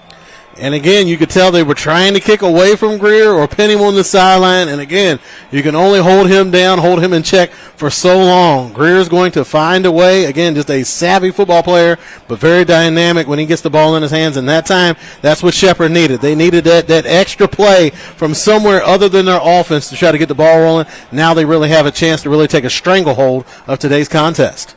Here's a 1st and 10 now from the 17. Barnett is the back to the left of Powell. Powell will hand it off to Barnett, who runs in the back of his own offensive lineman and then fights forward for some positive yards. Lament coming up and making that tackle, as well as Butler. Bring up a 2nd down. Millersville doing a good job of stacking things up in the middle, really not giving a lot of lanes for Barnett to find. You don't want to bounce it outside because that's how you draw holding penalties. So he stayed disciplined on his run, just not a lot of room in the middle to find anything. Did find 4 yards. 2nd down and 6 here for the Rams as Dorner goes in motion from right to left. Here's Barnett again, this time stacked up, but he'll push forward. Do what he can off the edge. It looked like Rhodes Nelson was the first man there, trying to follow Jack Rosnage through the hole, but Millersville has, for the most part, contained the runs up the middle. A few runs here and there where Shepherd's been able to break through, but solid day for the Millersville run defense. They're going to say no gain on that run, or only gain of 1, actually, on the play. 2 running back set. Let's see if they send Malachi Brown in motion this play. They do. What else is new? Okay. Here's Barnett up the middle. And again, Rhodes Nelson making a nice play on a 3rd and 5. I think Taylor wanted that one. I think it was a read option play, and he felt like they had the favorable matchups outside.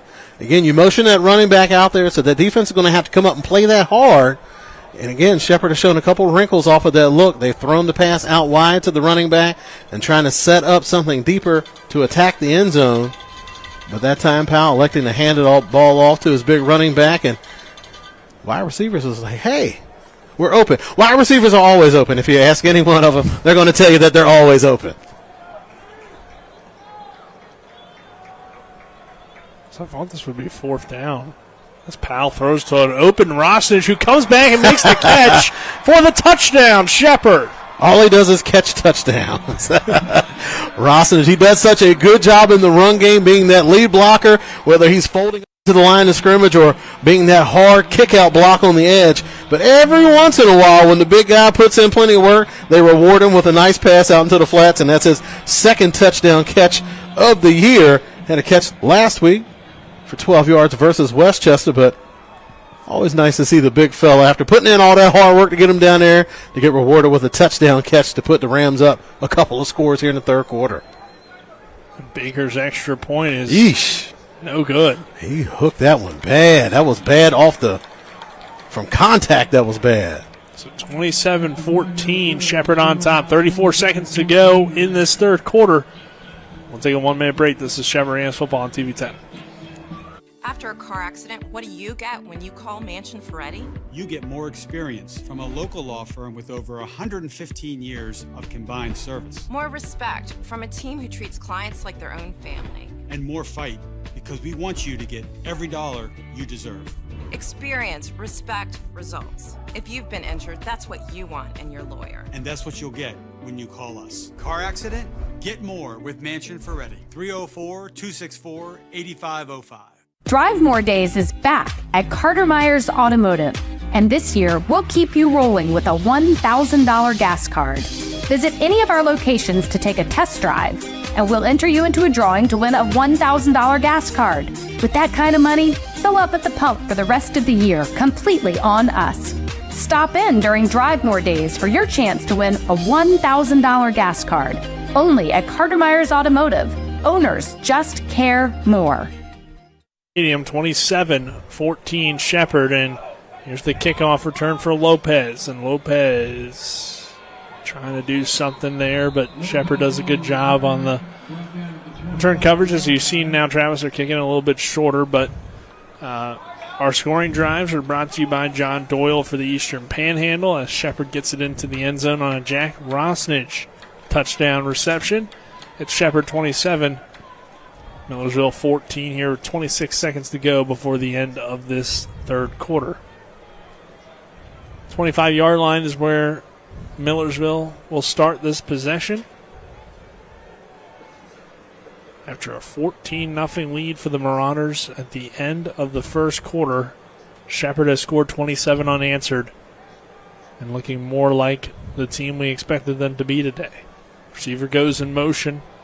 Zelt under some heat, loses his hand warmer, and picks up about 4 before Harold O'Neal and the Rams defense flies to the football.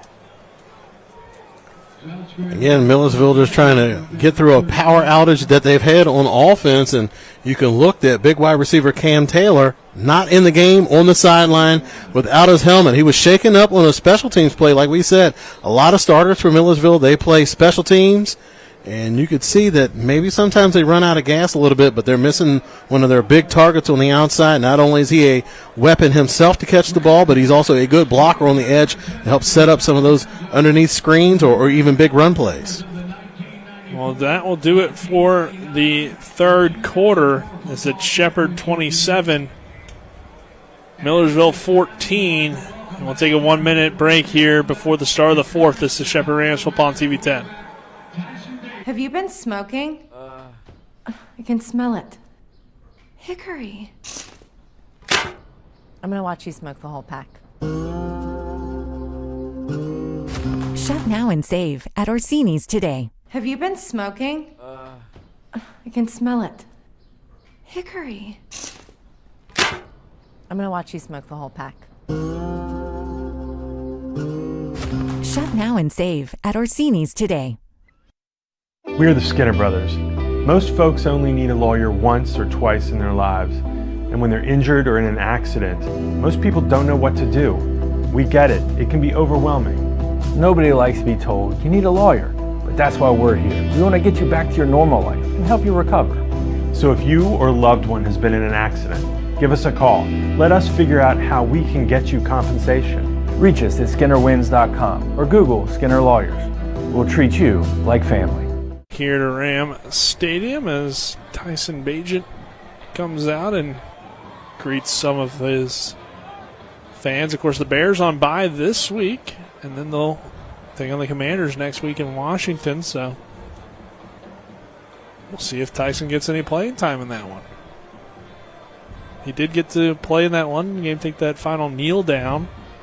Both teams playing good football. That will be a fun matchup. See Caleb Williams versus Jaden Daniels. So the number 1 pick versus the number 2 pick, and Jaden Daniels has been on fire to start the season, and you're starting to see Caleb Williams really starting to hit his stride for that Bears team. So not too often that you see quarterbacks go on 1 and 2 and both of them having early success. Caleb's success has to be due to that veteran backup. That's what it is. That veteran presence. It's really settling him down in the quarterback room. Second down and 5 here from the 30 for Millersville. But nice honoring there of Tyson, of course, on homecoming. Just happens to fall on his bye week. That's pretty convenient. That's good planning right there. Here's the high snap. They'll hand it off up the middle, short of the first down as Groves makes the tackle for Shepherd. That's very nice of the NFL to adjust their schedule to accommodate Shepherd's homecoming. That's exactly what happened. I look to be Abrams on the carry. 3rd down and 3 here for the Marauders. And a line shift this time by the Rams, platooning defenders in.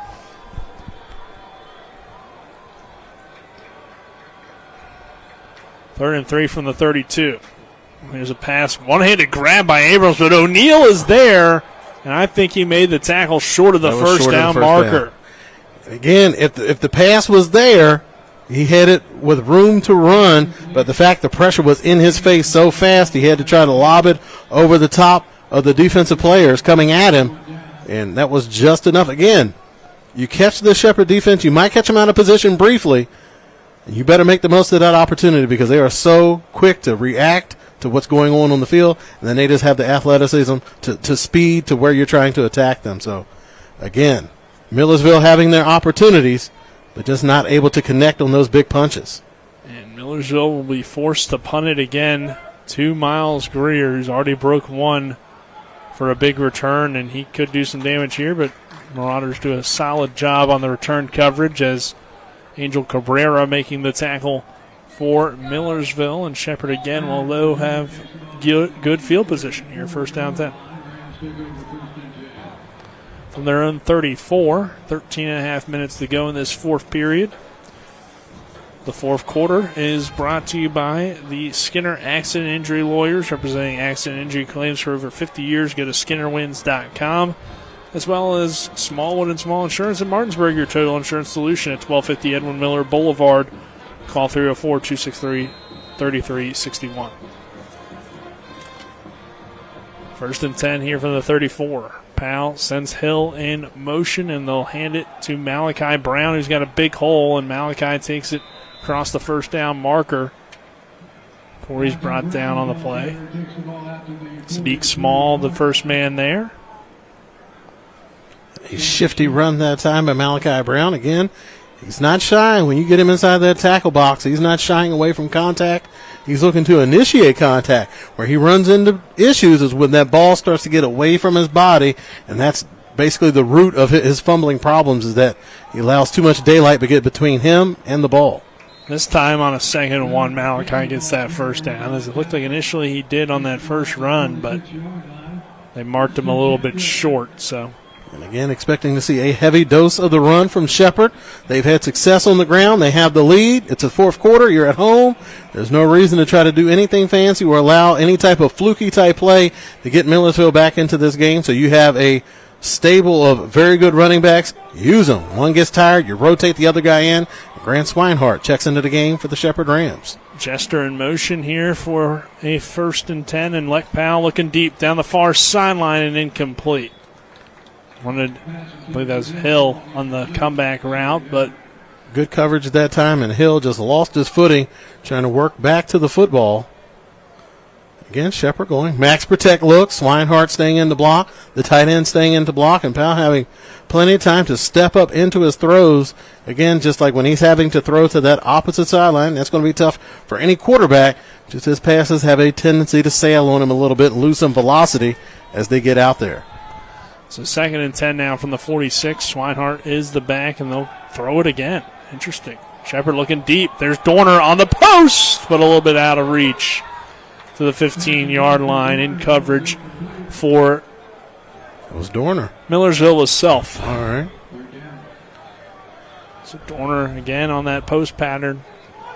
Had an opportunity, but Powell just laid it out there a little bit too far.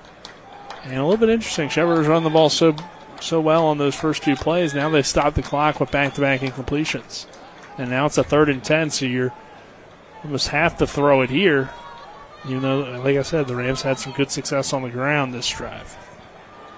Swinehart remains the back on 3rd down and 10. Millersville shows blitz. They do bring a little bit of pressure off the edge. It's a pass intended for Stanfield and incomplete underneath as it's off his hands.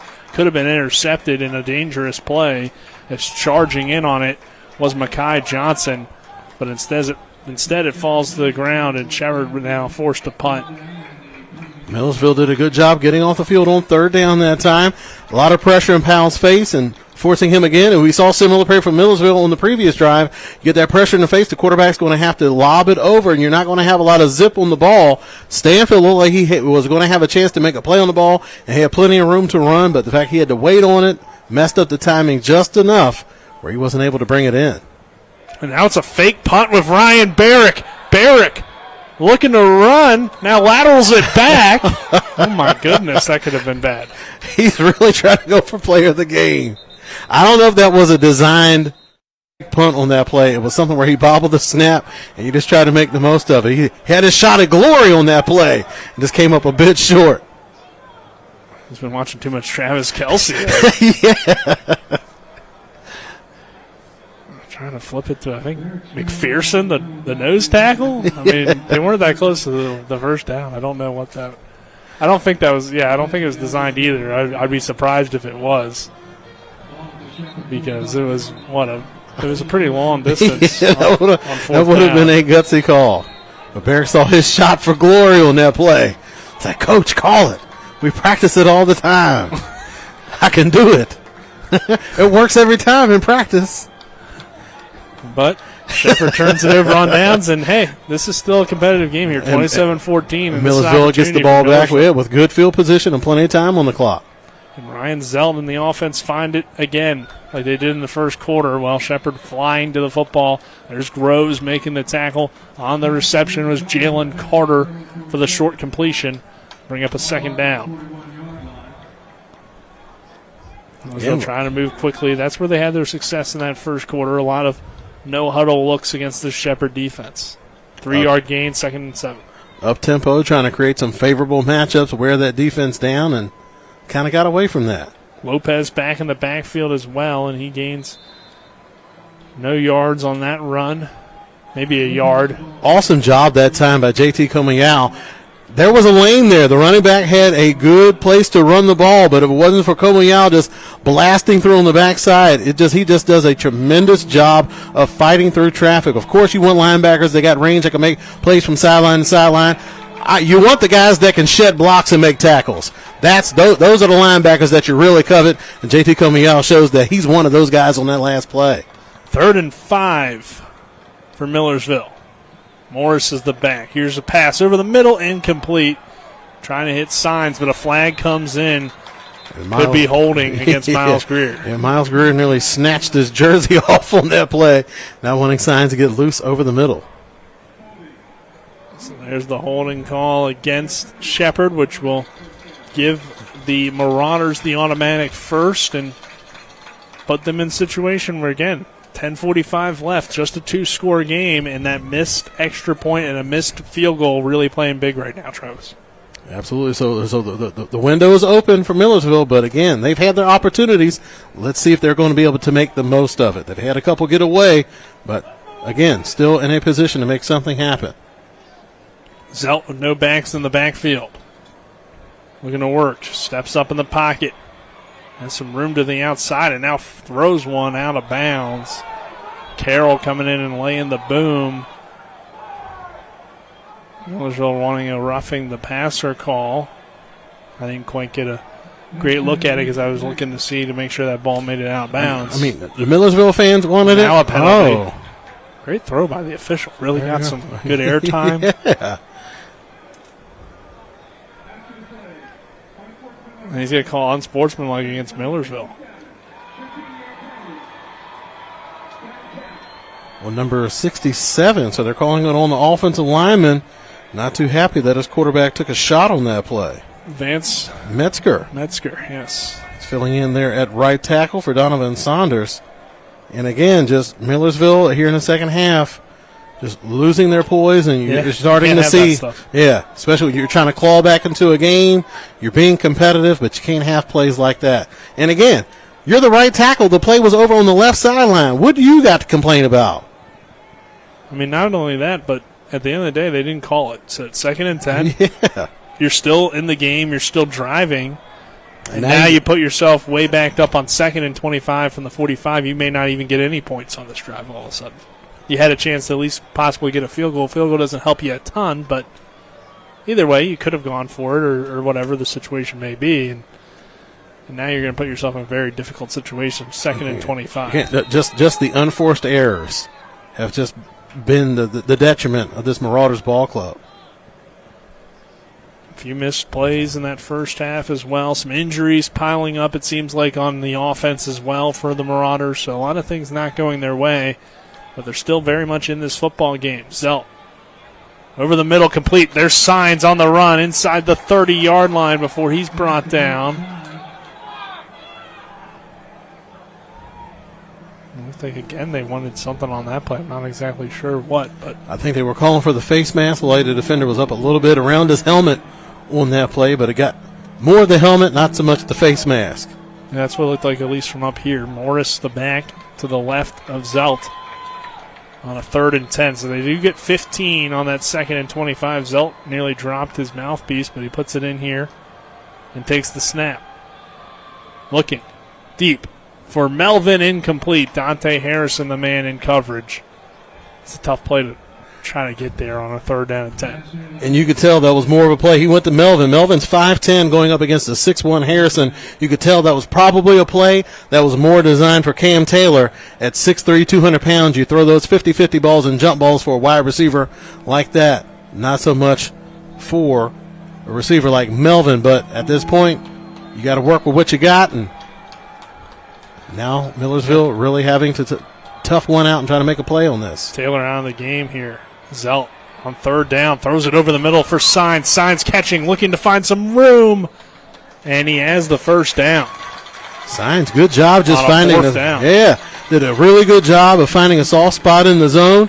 The protection held up just enough for Zelt to climb up in the pocket, find that wide open wide receiver over the middle, and deliver an accurate pass. So we've seen Zelt make some plays. I just think the issues that he's had this season may be more protection related and not so much his decision making or his accuracy. He's made some good throws out there today. It's just his wide receivers haven't been able to help him out on some of these occasions. Yeah, he's got a little bit of mobility, a little bit of backyard to him, I guess. Yeah. Kinda.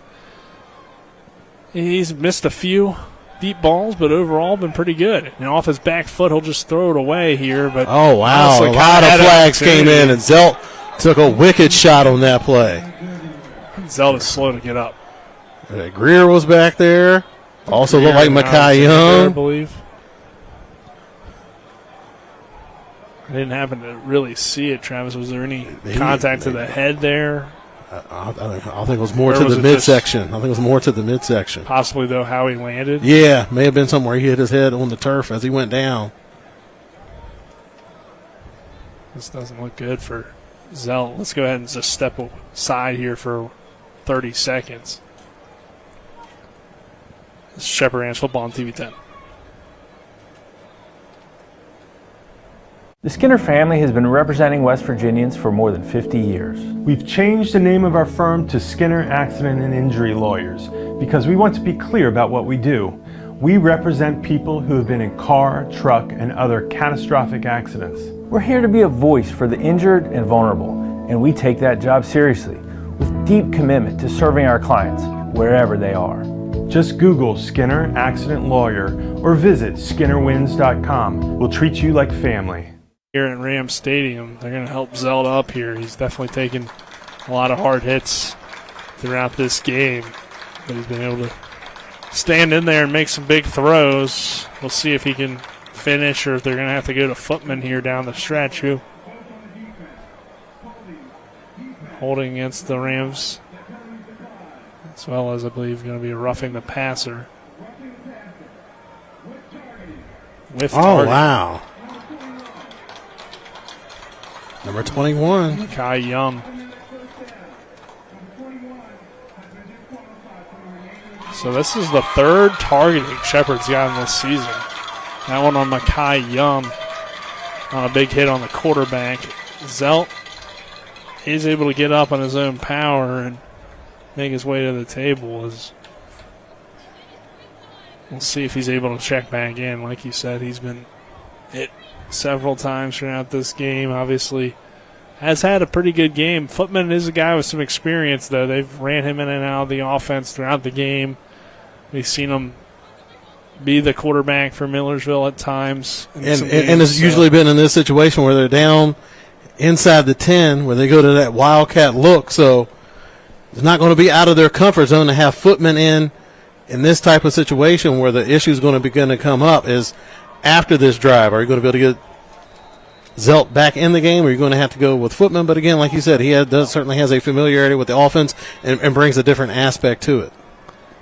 Yeah, probably down the stretch, though. He's not the best passer, so you probably want Zelt obviously out there. But here for this situation, this is kind of where he's comfortable. So Footman inside the 10. They'll go Morris, and Morris sets off one tackler and gets into the end zone. Touchdown, Millersville. And like you said, he was all PSAC a year ago. He hasn't really been a huge part of the offense this season, but we know he's capable. And there's a touchdown, Marauders, to make it 27-20 with plenty of time left in this football game. 8:56 remaining here on homecoming for Shepherd. And give the assist to the big offensive lineman, Josh Dennis, 6'2", 290, pushing the running back and the defender into the end zone. The big fella forklifting him into the end zone to get the touchdown. Always push the pile. I like that. The extra point is good. So Millersville has made it a 6-point game now with 8:56 left in this fourth quarter. 27-21 Shepherd. And we will take a 1-minute break. This is Shepherd Rams football on TV 10. Life is evolving. Over the past decade, the way we do almost everything has changed. Get on your phone, see something you like, click on it, and it shows up at your door. Why should the way you have your car serviced be any different? Why waste your time going to a dealership service department when Hagerstown Ford and Hancock Chevrolet will come to you? They service all makes, all models, and offer full parts and labor warranties. Hagerstown Ford and Hancock Chevrolet will come to your door or office and service your vehicle while you're doing what you need to be doing, conducting that business meeting or mowing the lawn. Why take time out of your busy schedule when you don't have to? Hagerstown Ford and Hancock Chevrolet's friendly, knowledgeable staff will come to you where you live or where you work for full service maintenance, from oil changes to tire rotations, brakes, batteries, multi-point inspections. They handle it all. Hagerstown Ford and Hancock Chevrolet is committed to delivering the best of the best to their customers. Trust them to service your vehicle where you're at home or at work. Skip the time-consuming and terminal wait at the dealership. Schedule your appointment at fordofhagerstown.com or hancockchevy.com. 21. Shepherd on top of Millersville. Millersville able to get it into the end zone, though, on the Morris touchdown run. 8:56 left in this fourth quarter, so plenty of time. Both teams have all their timeouts. Our scoring drives are brought to you by John Doyle for the Eastern Panhandle. Sounds like Robert Footman may have to be the guy here moving forward, as we saw Zelt being in the concussion protocol. And they took his helmet, so that is his day. And here's a big return from Stanfield out to about the 30-yard line, but the ball came out, and Millersville claims they have it. We'll wait for the officials' call.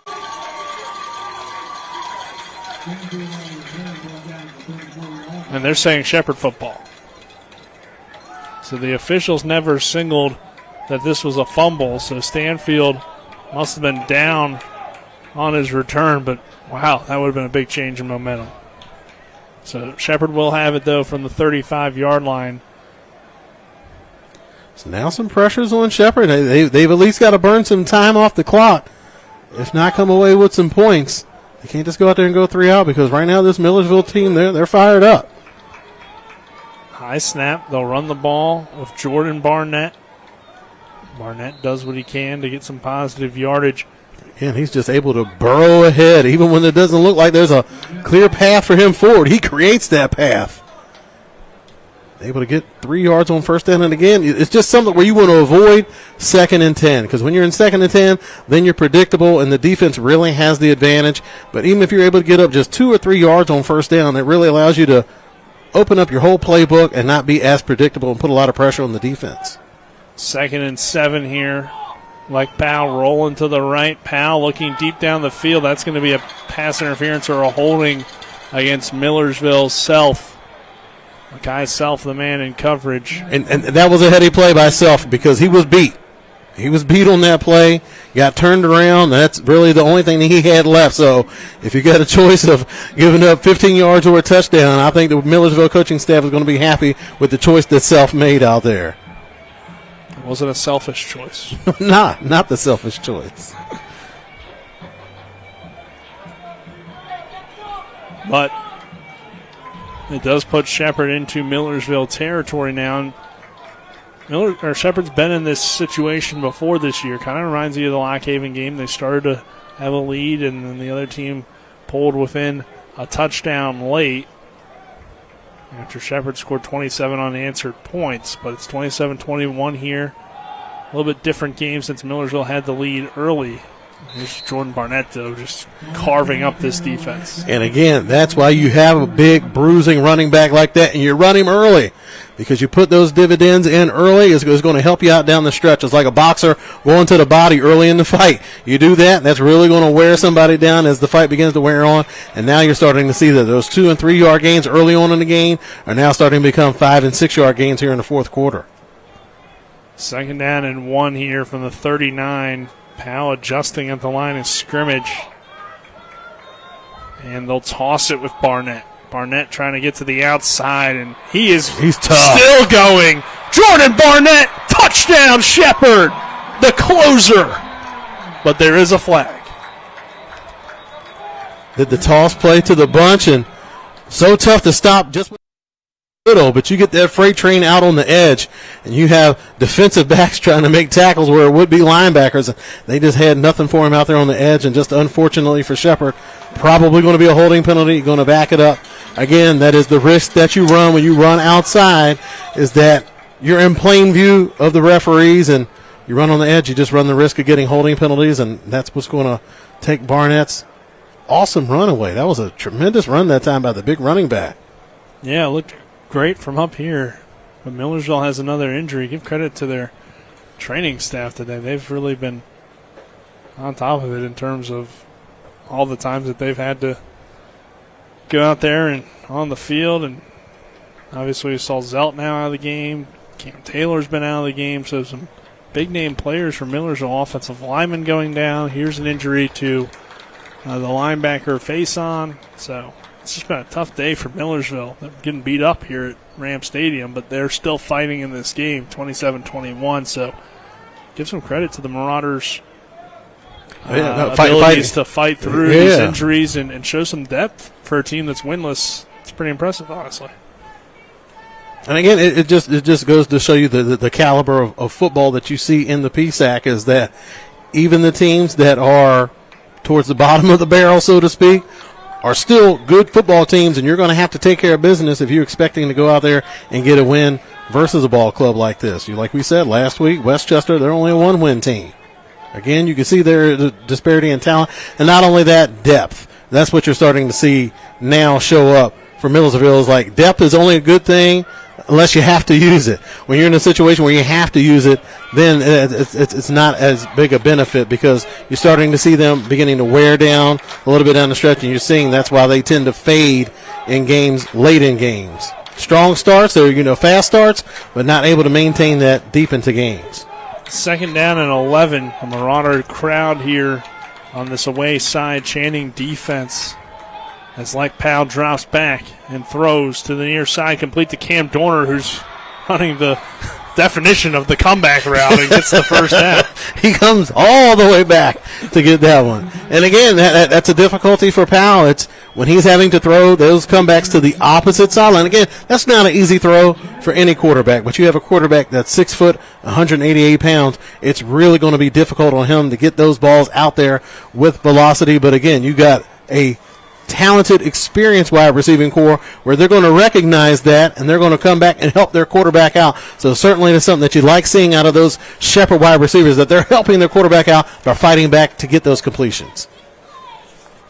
1st and 10 now from the 36. Here's Grant Swinehart running to the outside, and Swinehart's got some blocks, and looks like he's got a first down inside the 25-yard line. So is Millersville running out of gas here down the stretch against Shepherd, who's just been able to run the football and you're seeing move it, the chains. and you're seeing it like off tackle a little bit out wide. And again, another injury for Millersville. Again, you have these guys, they're playing offense, defense, special teams. It's like you could tell they're kind of thin, and they're not shy about using their starters. But now you're starting to see the drawback of that is that when you're in these hard-fought, close ball games, you guys are going to start to run out of gas during the stretch. But what we were talking about, Shepherd being able to run the ball off tackle, that's where you're going to starting to see those defenders starting to wear down. You can just clog things up in the middle with bodies and not really have to do too much, but on the edge is where you really need those strong defenders to try to anchor that point of attack and drive things back inside. And that was Romano. We already said his name several times today, one of their key defenders, and he's able to come off under his own power. You see him flexing his hand. That's usually the sign of a stinger. And, again, there's only one cure for a stinger. That's 4 to 5 minutes of cussing. So he doesn't have that. There's only 6.5 minutes left in the game, so he's going to have to use a couple choice words at the beginning, try to accelerate his healing process. Yeah, Millersville kind of running out of room in their injured area for Romano, but hopefully he's okay there. First down and 10 here from the 25-yard line, and Shepherd's still moving the football. They'll run Jordan Barnett, and Barnett just finds a hole. It's about 3 or 4 on first down and puts Shepherd in a good pitch situation. 6 minutes left here. Shepherd up by a touchdown, 27-21, 2nd and 7 after the 3-yard gain.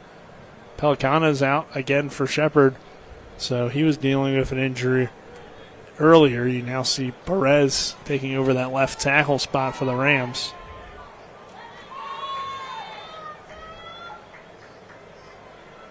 High snap. Here's the toss play again for Jordan Barnett, and this time there's no flags on the field. Barnett scores, and the Rams extend their lead to 33-21 on the 22-yard touchdown run by Jordan Barnett. It counts the same stat book, but it wasn't as spectacular as it was the previous time. But again, if it works, you go to it again, and now you're starting to see the defense getting wore down. We talked about the time of possession that was in favor of the Rams in the first half. Now you're starting to see why that's so important, because as you get later in the game, that defense is wore out. You're looking out there now, a lot of hands on hips, a lot of guys bent over. They're wore out. And credit to that Shepherd offense, able just to keep that pressure on the defense and wear them down over the course of a game. Timeout. I think Shepherd may think about going for 2 here. Up 33-21, 5.5 minutes left. I think they should at least think about it here. I mean, you've had the missed extra point and the missed field goal. 2-point conversion, if you're able to connect on it, makes it a 14-point game. So could be the reasoning for the timeout. I did see like Powell run into the huddle, so it looks like Shepherd might go for 2 here.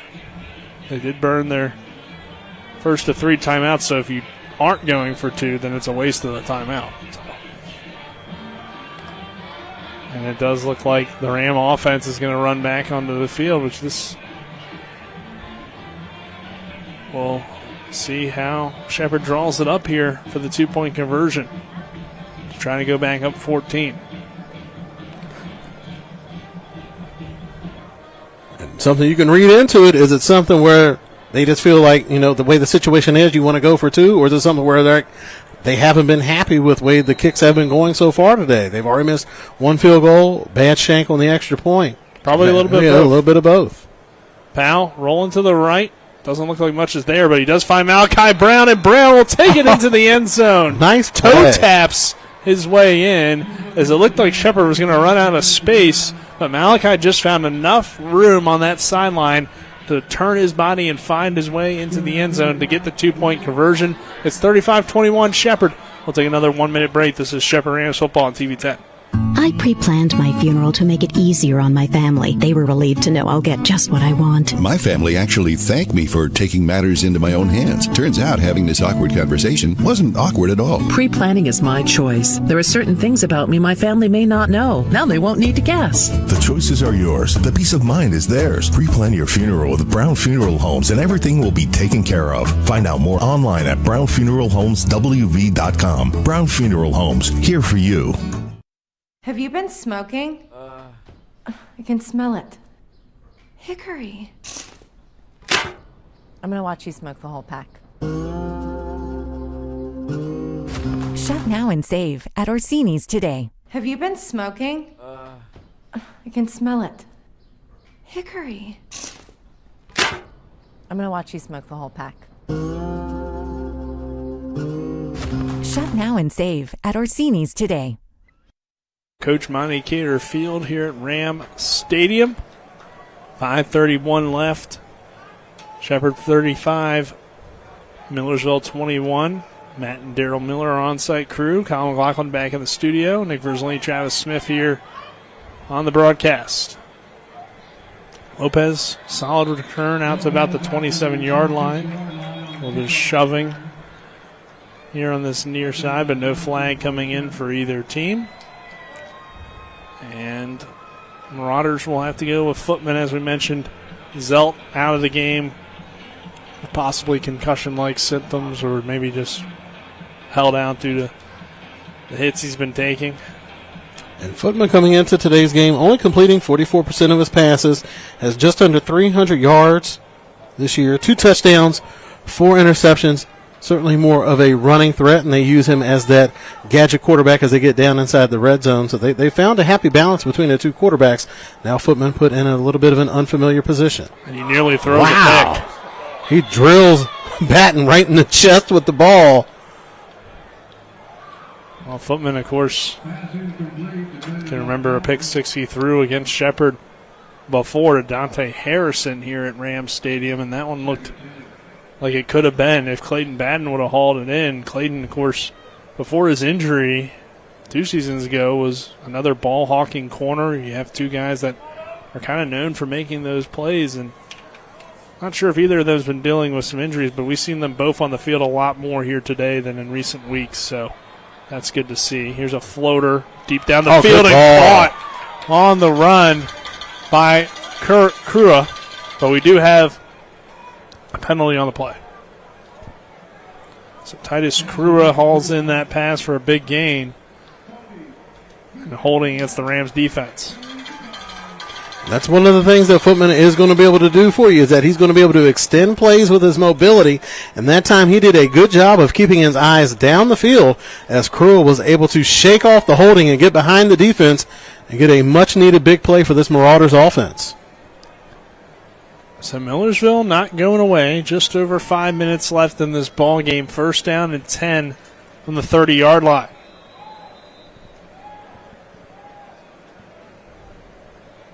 Footman with his running back. Abrams in the backfield to his left. And Footman looking at a throw and slings it over the middle, incomplete. Well, he was going for Krua again. Looking for Krua. He was open with room to run, and Krua was motioning to the quarterback. That was kind of his fault on that play, but I really don't know if he had an opportunity to make a play on that ball. Footman was a little bit too far out ahead of it. Yeah, maybe it was just like a route type thing. Yeah. But Harold O'Neal was in coverage, the linebacker, and again, Shepherd's linebackers, not necessarily a bad matchup on a wide receiver, even though you would think most of the time that's a mismatch. Shepherd provides some pressure here. Footman under the heat. Carroll comes up and gets the sack. Man, he's had a whale of a game today. He's been all over the place, making plays in the run game, that time putting pressure on the quarterback and ultimately taking him down. So now we'll back him up. 3rd and 10. or third and longer than that, excuse me, third and about 13 for Millersville, who leads, or trails Shepherd, excuse me. They led 14-0 early. They trail 35-21 here in the fourth quarter with 4:22 left in the fourth. Lopez is the running back. Footman trying to adjust at the line of scrimmage with a 5-wide set. Shepherd trying to get after it here in this fourth quarter, and Footman running for his life and can't find much room. Naeem Alexander comes up and lays the boom. We'll bring up a fourth down and long.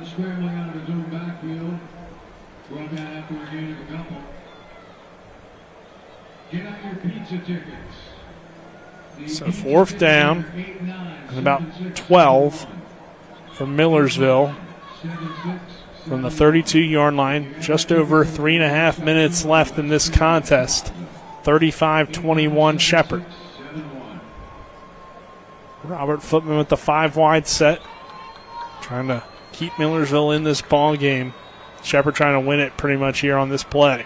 As Footman looking deep, no one went down the field. No flag on the coverage. And now Shepherd, though, is going to get a late flag. Oh, that's huge. Looks like the big right tackle was checked back into the game for Millersville and able to draw the foul. And again, it's just been some odd penalties down the stretch, and they're not nickel and diamond. Ain't no 5-yard penalties. It's been nothing but personal fouls here in the second half. There's Bednarski there just getting a frustration play there at the end, but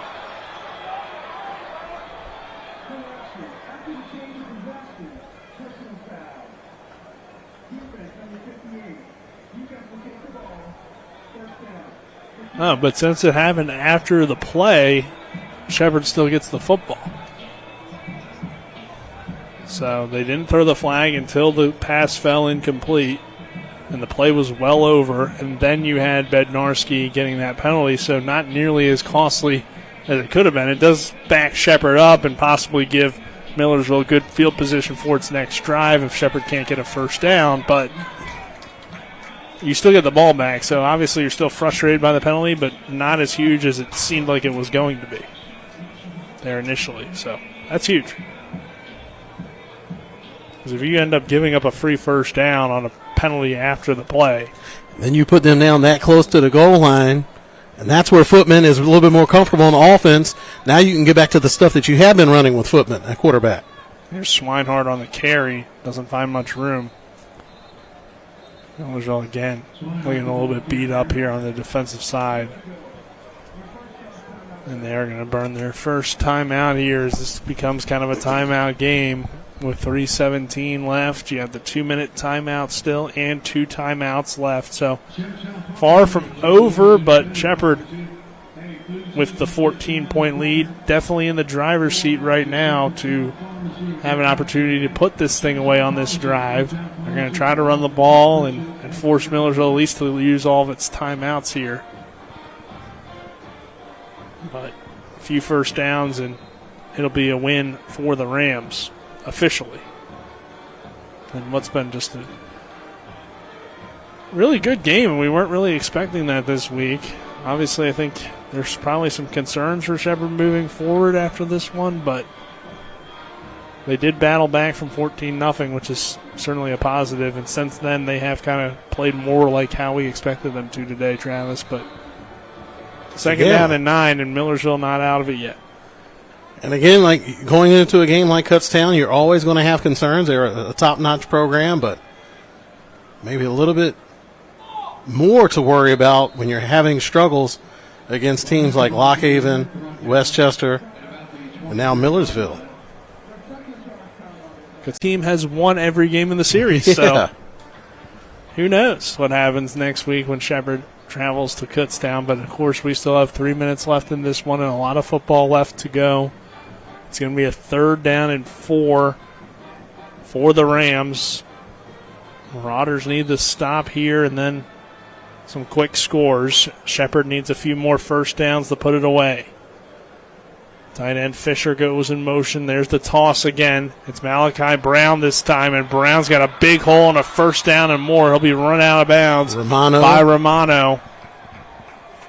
But again, running behind that right side of the line, Brandon Carr just leading the way for that Shepherd unit.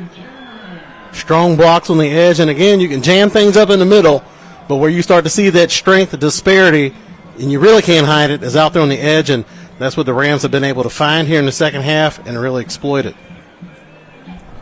Give credit to Shepherd for battling through some big injuries. Wyatt Pelicano's been out for a little bit. I think also center James Bell now appears to be out of the game, as it looks like Lucas Michael, is the center. So you've seen Perez step up at tackle and Michael step up at center, and that's, obviously costly for Shepherd to have those injuries. Those are veteran offensive linemen. Hopefully those guys are good long term. But to see these young guys step up and fill the role, it's a tradition for Shepherd to have great offensive linemen. Let's go ahead and take a 30-second break since we got a timeout here. 2:25 left. This is Shepherd Rams football on TV 10. The Palace Lounge in Martinsburg is the place to be. Join us every night to relax and enjoy football or basketball games featuring either the Martinsburg Bulldogs, Shepherd University Rams, or West Virginia Mountaineers. We will have steak night every Wednesday, trip nights every Thursday, and now taco and margarita nights every Tuesday. You can find us on Facebook or call 304-267-7520. The Palace Lounge is located at 1350 Edwin Miller Boulevard in Martinsburg. We're back here at Rams Stadium. 2:25 left in this one. 35-21 Shepherd. Second down and 7 as the Rams are trying to put it away. Millersville's out of timeout. Shepherd has this play and then the 2-minute timeout to deal with before they can really try to close this thing out.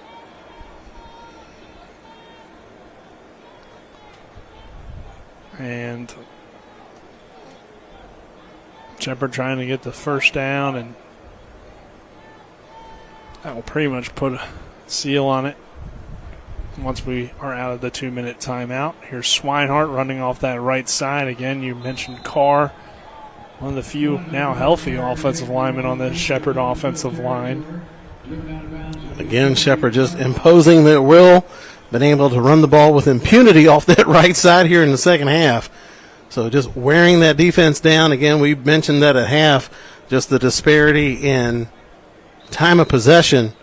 Now you're starting to see that pay dividends down the stretch as been able to use that physical running game, and now the defense is just wore out and really don't have any answers at this point. So there's the 2-minute timeout. Let's take a 1-minute break. 35-21, Shepherd on top of Lockhaven. This is Shepherd Rams football on TV 10.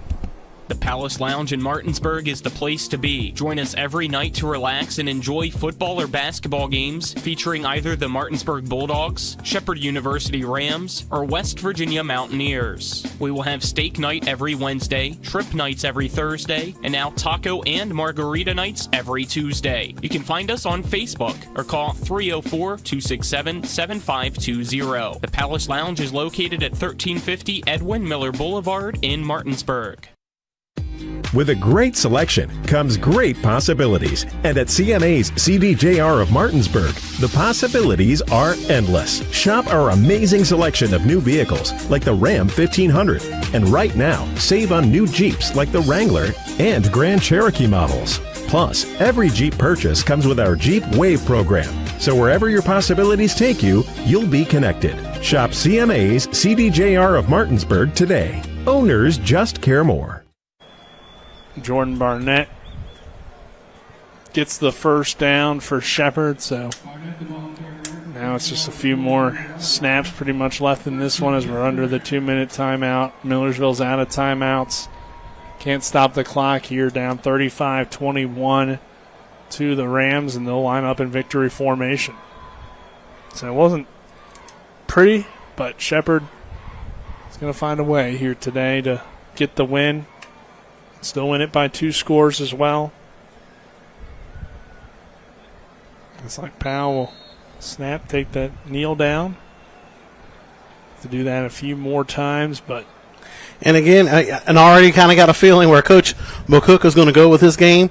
Certainly is going to be happy that you're able to go get a win. It was a hard-fought win, but I think the thing he's really going to take out of this is the way his team was able to fight through adversity to get back into this game. You could tell the team was kind of in a slump. They were kind of in a lull the second half of the Lockhaven game, the Westchester game. Then they come out. They really have a hot Millersville team jump out on top of them. And the fact that they were, able to weather that storm, kind of collect themselves, and then get back into the game and really control things down the stretch. So I think there are a lot of positives that you can take out of a game like this. Going up against Millersville, again, the record is nothing spectacular, but there's nothing but good football teams in the PSAC nowadays. So the fact that you're able to get a good win in front of your homecoming crowd, you got to walk out of here feeling pretty good. You got things on the right, moving on the right track, going up against the tough contest next week. All right, the teams will shake hands. Shepherd gets the win 35-21. We'll go ahead and just roll into our post-game show. Travis, you pretty much hit on your final thoughts on this one, but just, I guess, kind of add to it. You know, Millersville, give credit to them as well for the battle that they showed, but Shepherd ultimately proving to be the better team. And, look, after 14-0, it was 35-7. So if you want to look at it that way as well, that's more what we expected. And Millersville, while they are 0-6, like you said, have some talented players. They're now going to be 0-7. Shepherd improves to 5-2. And we'll be on the road next week against Kutztown. Let's go ahead and get into our post-game show, which is brought to you by the Palace Lounge on Edward Miller Boulevard in Martinsburg. A full lunch and dinner menu with daily specials and a clean, comfortable atmosphere. Check out the menu on the Palace Lounge Facebook page. Travis, anything else that kind of comes to mind after this one? I'm looking at the post-game handshake. And you want to see the difference in programs? Look how much bigger the Shepherd players are compared to Millersville as they're going through the handshake line. And you see why a team that gets worn down the stretch, it's not that Millersville don't have the horses. They don't have the thoroughbreds that can keep up with Shepherd. They're just so much bigger, and that's just going to wear you out over the course of the game. What was the line in Godfather 3? Power wears out those who don't have it. Millersville didn't have it today. Again, they start out hot. They're a front-running type of team, but they didn't have the thoroughbreds down the stretch to keep them in this game. And again, hats off to Shepherd. They had a tough test early on in the game, but they were able to fight through adversity, show some poise down the stretch, and make enough plays to come out here with a win. And at the end of the day, when you're looking at that record, whether it's ugly or whether it's pretty, it still goes down in the record book as a win. So good job for Shepherd getting back on the winning side of things and getting the ball rolling once again with some positive momentum heading into a tough test next week on the road at Kutztown. Yeah, I think it was Coach McCook that said there's no such thing as an ugly win. So, or some coaches say that, I guess. Yeah. But anyway, we'll get into our post-game stats now, which are brought to you by RAI Properties, servicing the tri-state area. Call 304-200-3144 or visit www.raiproperties.com. Lek Powell had a pretty standard Lek Powell day, 15-24, 225 yards, 3 touchdowns in this one for Powell. On the ground for Shepherd, let's get into the receivers first. Cam Dorner has a huge day. Catches 138 yards and 2 touchdowns. Barry Hill, 4 receptions, 45 yards. Jeremiah Taylor, 2 catches, 32 yards. Jack Rosnich with a 10-yard touchdown reception as well. In terms of the running game for Shepherd, Jordan Barnett closes this thing out with 19 carries for 95 yards and a score. Malachi Brown doing a nice job as well. 12 carries, 89 yards, and a touchdown for him. Swinehart, kind of a slow day for him. 8 carries, 28 yards. But Shepherd still able to do its thing offensively. In terms of the defense, Harold O'Neal led the team in tackles, 9 tackles. JT Komayao had 8, including 2 tackles for a loss. Naeem Alexander had 8 tackles as well, and G.O.D. Tolbert had 5. In terms of the pass rush for the Rams, Brody Carroll had a sack today, as well as 4 tackles for him. When it comes to Millersville's offensive performance for the game, starting quarterback Ryan Zelt had a solid day, passing 17-25, 184 yards and a touchdown. Robert Footman had to come in for the injured Zelt, and he completed just 1 of 6 for 43 yards for him through the air. He did, though, run the ball 6 times for 25 yards. In terms of the receivers for Millersville, Isaac Sines leads the way in receiving for the Marauders. 8 catches, 79 yards. Cam Taylor, 3 catches, 33 yards. He leaves the game with an injury. Hakeem Melvin had the big touchdown early, 2 catches, 53 yards for him, and that 43-yard touchdown reception. In terms of the running game for Millersville, Jaden Abrams was held to just 30 yards on the ground on 11 carries. As we mentioned, Footman had his 25 yards. Jose Lopez also had 25 yards rushing and a touchdown. And Morris added a touchdown on the ground but didn't have a whole lot of yards today. Defensively for Millersville, Butler led the team in tackles with 12, Wilson with 8, Romano with 5, and Faison with 5 as well. So those are your post-game stats. Travis will get into your awards portion, and we'll wrap things up. We'll start with the electrifying play of the game, which is brought to you by Siemens Chrysler Dodge Jeep Ram of Martinsburg. Stop in and see them today at 48 Kelly Island Road. Call 304-263-8821. Proud to be the owners who just care more. I'm going to go in a different direction with the electrifying play of the game. Most time it's a guy that makes a big play that qualifies for the electrifying play of the game. I'm going to go the opposite way. It was a guy that didn't make the big play. Cam Taylor dropping that pass early on in the game. And that seemed that broke the momentum for Millersville and kind of left the door open for Shepherd to get back into it. Cam Taylor makes that catch. We're having a completely different game. So my electrifying play of the game is the Cam Taylor drop. I don't mean to kick the man while he's down, but that was a big play in the game in my mind. I thought you were going to go with the Ryan Barrick fake punt. Man, he was there. If he would have had that one, he would have got it. Since he didn't make the play, but he had an opportunity. Or what about the punt that rolled back? Give some credit to the punters. We had to show him some love during the game, but he wasn't able to do enough to get some post-game awards. Fair enough. What about your collision of the game brought to you by Cody's Auto Body at 851 Wilson Street in Martinsburg, family-owned, offering superior customer service and great pricing for a job done by experienced certified technicians. Call 304-901-4777 or visit their Facebook page. Collision of the game is going to go to Millersville, Amir Lilliston, coming up, lowering the boom on Hill in the second quarter as Shepherd was making that drive late in the first half. They run that post-wheel concept. Hill's out on the sideline for that catch, and Amir Lilliston comes up there and stops him immediately with the big hit on the sideline. So that is my collision of the game. Finally, the player of the game, which is brought to you by CMA's Martinsburg and Winchester dealerships. Proud to be the owners who just care more. Well, you named off a whole bunch of guys that could get it. Barrick, the punter, was there in the running there for a while. If he had got the first down, he would have had it hands down. He had a great game for a punter. Also, Cam Dorner also had an excellent game. He had that 57-yard TD catch. But just the way the game shaped up and the way it came down the stretch and the way Shepherd was able to get back into the game, I got to give it to Jordan Barnett. 19 carries, 95 yards, and that backbreaker touchdown at the end. He had to score it twice in order to get credit for it once. The first one got called back due to a holding call, but they come back to it a little bit later that drive, and he's able to get that touchdown. So Jordan Barnett gets my player of the game. He was the guy that was able to steady the ship when things were looking a little bit shaky early on. My player of the game, Shepherd running back, Jordan Barnett. Nice to see him back at 100% for that Rams ball club. Well, the Rams go on the road next week. They travel to Kutztown. It's a 2 p.m. kickoff, so a little bit different.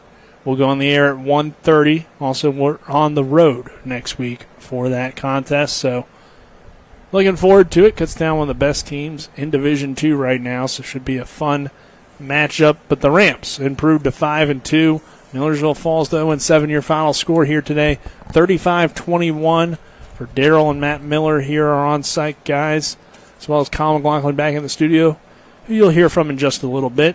I'm Nick Verzolini, as well as Travis Smith, my color analyst, saying so long here from Ram Stadium. Thank you for tuning in. This is Shepherd Rams football on TV 10. You feel that in the air? The precision passes of expletives thrown from a jersey-clad warrior to his TV, his dog, or anyone that'll listen. It's time for tailgating and showing off those parking lot picnics. Just remember, when you come out of the fourth quarter to 5 new dents, remember Cody's Auto Body is your MVP. I can erase those dents, just not the memory of your team's awful record. I'm Cody with Cody's Auto Body. That's Cody's with a T for f***ing trust. Rox has 3 new chicken sandwiches for $4.99. They got the golden chicken sandwich, the hot honey mango, and one with the 4 basic food groups: chicken, buffalo, bacon, and ranch. Righteous! Rock's Local Market. 3 new chicken sandwiches, just $4.99.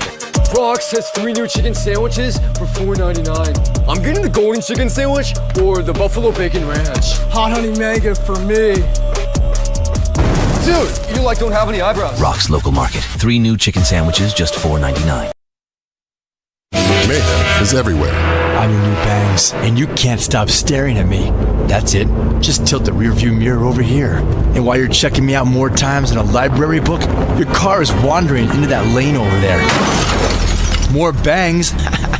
Neat. And if you've got cut rate insurance, you could be paying for this yourself. So get Allstate. Call Martinsburg Allstate agent Gary Kelly today at 304-263-4596.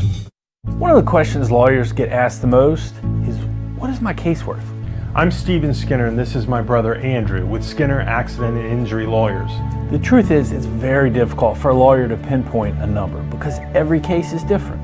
We get to know each situation and we'll give you an idea of what your case is worth and why. The sooner we get involved, the better we can do getting you the compensation you deserve.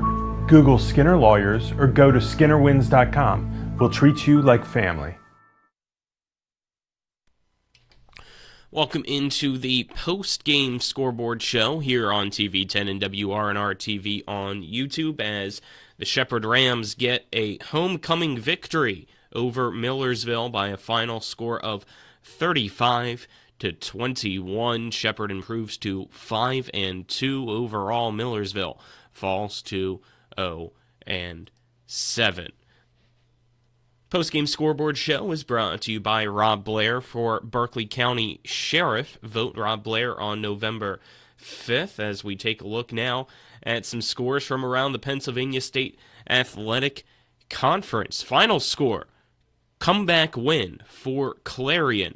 In the fourth quarter, they go and score 20 unanswered to defeat Edinburgh by a final score of 29-28.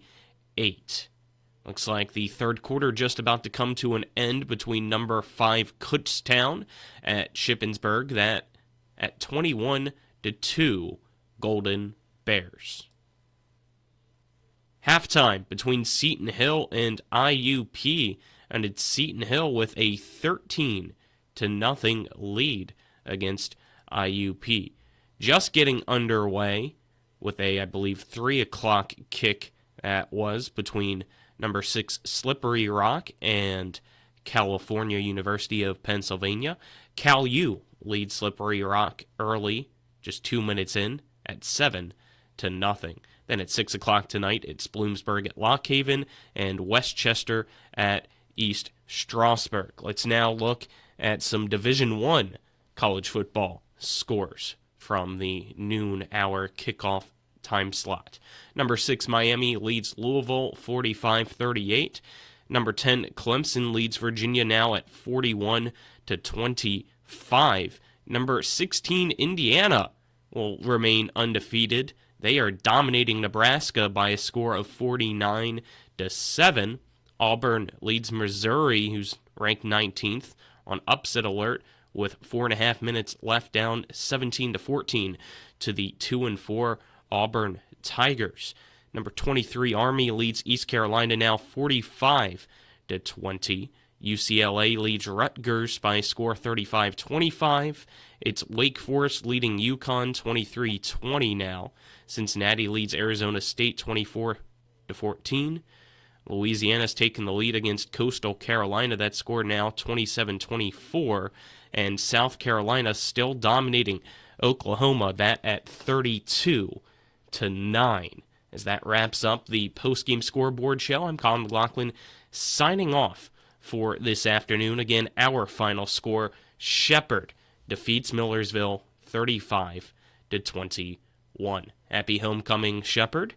This has been Ram Football on TV10 and WRNR TV on YouTube. You've been watching coverage of NCAA Division II football featuring the Shepherd Rams in the Pennsylvania State Athletic Conference. Today's coverage is brought to you by Orsini's Home Store, Century 21 Modern Realty Results, Cody's Auto Body, The Palace Lounge, CMA Honda, the Berkeley County Health Department, Skinner Accident and Injury Lawyers, Brown's Funeral Home and Cremations, Hagerstown Ford, the Mansion Ferretti Law Firm, the Mirius Group of Financial Advisors, Bodwell Insurance Solutions, W. Harley Miller Systems, Smallwood and Small Insurance Agency, CMA Chrysler Dodge, WVU East, the law firm of Burke Schultz Harmon and Jenkinson, RAI Properties, Parsons Ford, Rocks, John Hardy, Gary Kelly Allstate, and Panhandle Dumpsters. TV 10 Sports thanks you for watching today's game. All rights reserved.